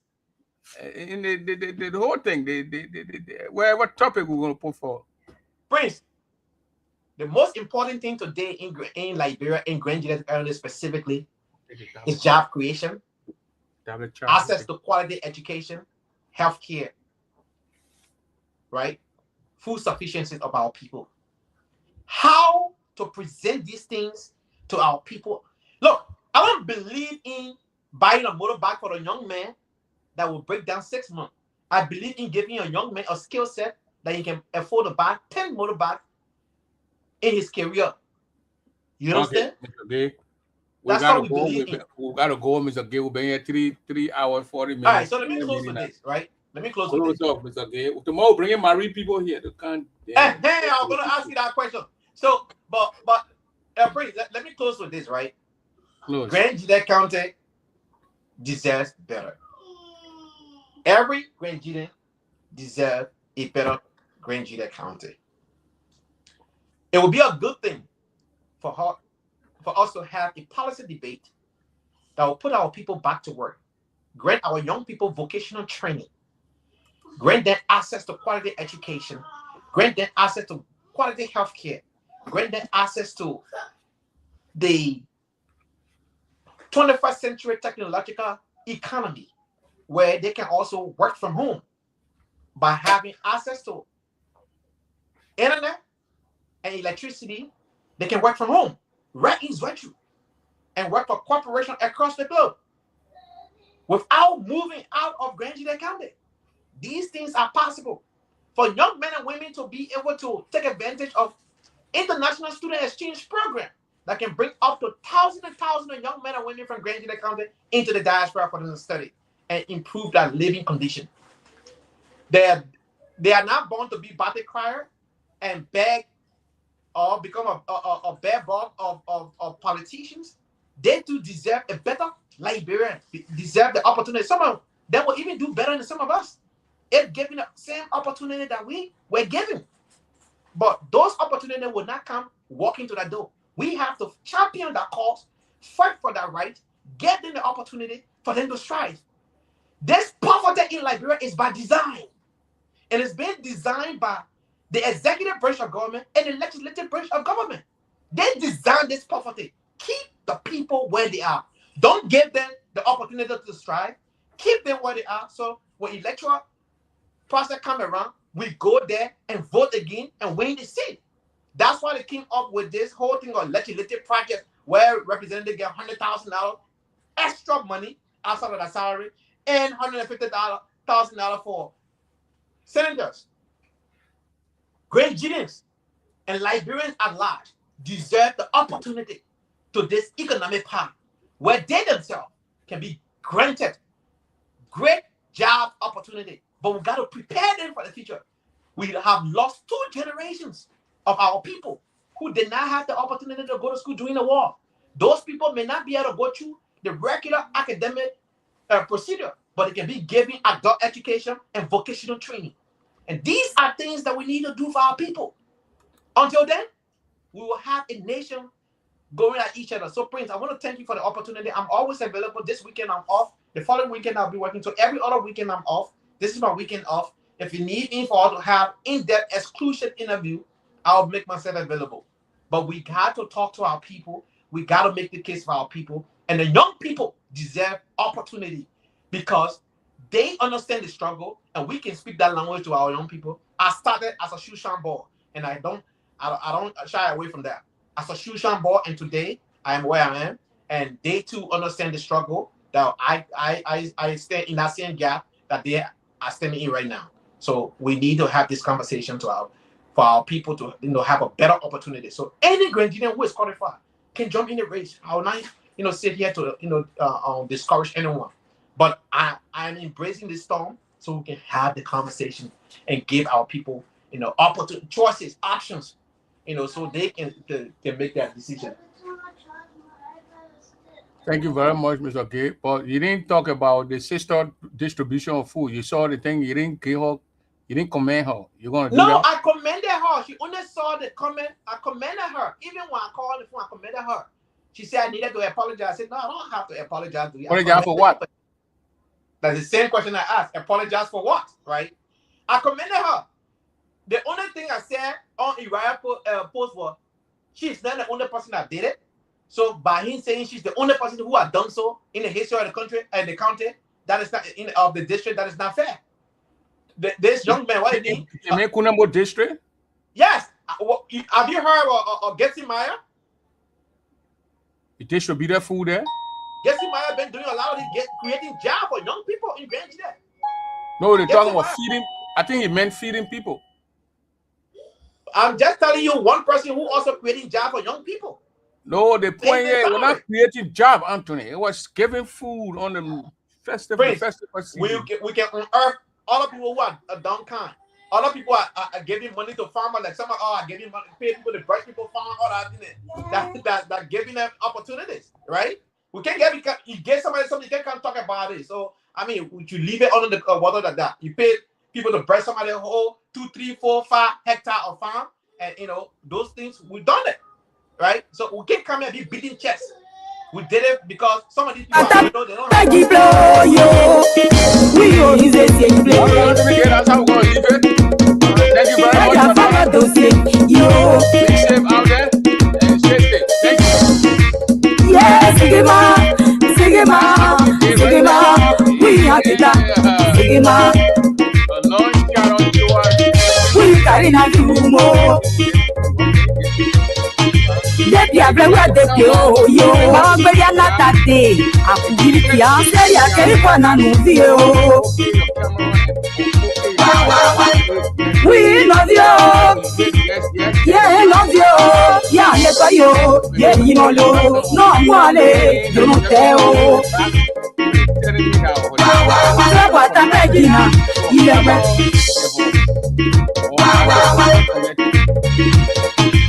Ìgbẹ̀yà kúrò dùdúró, ní àkẹ́rí pàṣẹ yìí ó dùdúró, tó àbẹ̀rẹ̀ fẹ́yà Daniel ó dùdúró. Òyìnbó ní kíkalẹ̀, kàbí kágámù ní òye, wí ìṣèwì yó. Èyàn lẹ́dàkẹ́ ìṣèwì yó. Níbi àtàkà dòdò ṣèwì yó. Ní àkẹ́rí pàṣẹ ìṣèwì lẹ̀. Ọ̀rọ̀ pẹ́yà Daniel ìṣèwì yó. Bàwọn gbẹ̀rí àfẹ́rí ẹ̀ máa àkùrùtì ó. Wí yé sínú òye. Wí sínú ọ̀nà bá mi ẹ̀ o. Yé sínú wí sínú ọ̀nà bá mi ẹ̀ o. Ìkẹ́bílẹ̀ ní àwọn. I think that the music, and I play ma. I know you can't me Romeo STS. He did a can't show and tell me what that TS stand for. Maybe that TS stand for can't go with can't go. Yeah, so that why you not hear me. I was playing the music, so I had to upload the music. Tomorrow I will bring on the people from Marie's camp to come. Romeo TS Kana. I mean, you can come here. You got the Yes to Zoe movement. Now they got the other guy. We need to hear these things. You guys are doing a lot of great things over there. You went into Bow 2 zone over there and talked to the people. They have met all these people that were dancing everywhere. People celebrating. That's a good thing for our people. So, ladies and gentlemen, you have a wonderful time. God bless everybody. Stay safe out there. Don't get in trouble. Don't get in trouble. Sometimes I try to talk like Donald Trump, but he's a tyrant, so I don't want to conclude talk like he's a tyrant. So that's how we're gonna let it go. He's a dictator. I don't operate with dictators. So we gotta go. Good night. God bless you. The people in Morocco right now at 3:45, so 8:45 to them. They're about to go to bed, go to sleep, go to church tomorrow. So again, Romeo, I gave it up to Senator Zoe Emmanuel Peno in this one. But not going to the church, the AG church, or whatever church. Because if we're going to go there that day, we're going to be, anything we're going to happen, we're going to say, oh, the senator, because he works at the house of Aaron now. He's an Aaron man. We're going to say, oh, the senator should have known better. You know, he said he didn't add like Moses Akara Gray to go on LU campus. I gave it up to Senator Zoe Emmanuel Peno. He said, no, my citizens are there, they are angry. Let me go to 2 zone, spend with my people in 2 zones sometimes, then I go to Monrovia. And that's what he did. I clap for the senator. And you know what the senator, when he does right, we give it to him. When we criticize him too, we criticize the senator, I was right. But that his uncle they call Fester Zion, who Samuel Doe sent to Israel to go train with the Satu. The Israeli trained that man, well-trained man. He came for him to be around, he cussing. to defend his cousin that some of them ran away from door after getting all that training. Now in Maria, when somebody question do he threaten the president. I look at you and say, "Lord, you madodi." That NSA what do care is okay and put you in NSA. You from west side to the get you to NSA, even though you're not bad, but now to threaten people. People got to read the questions though, Emmanuel Panel.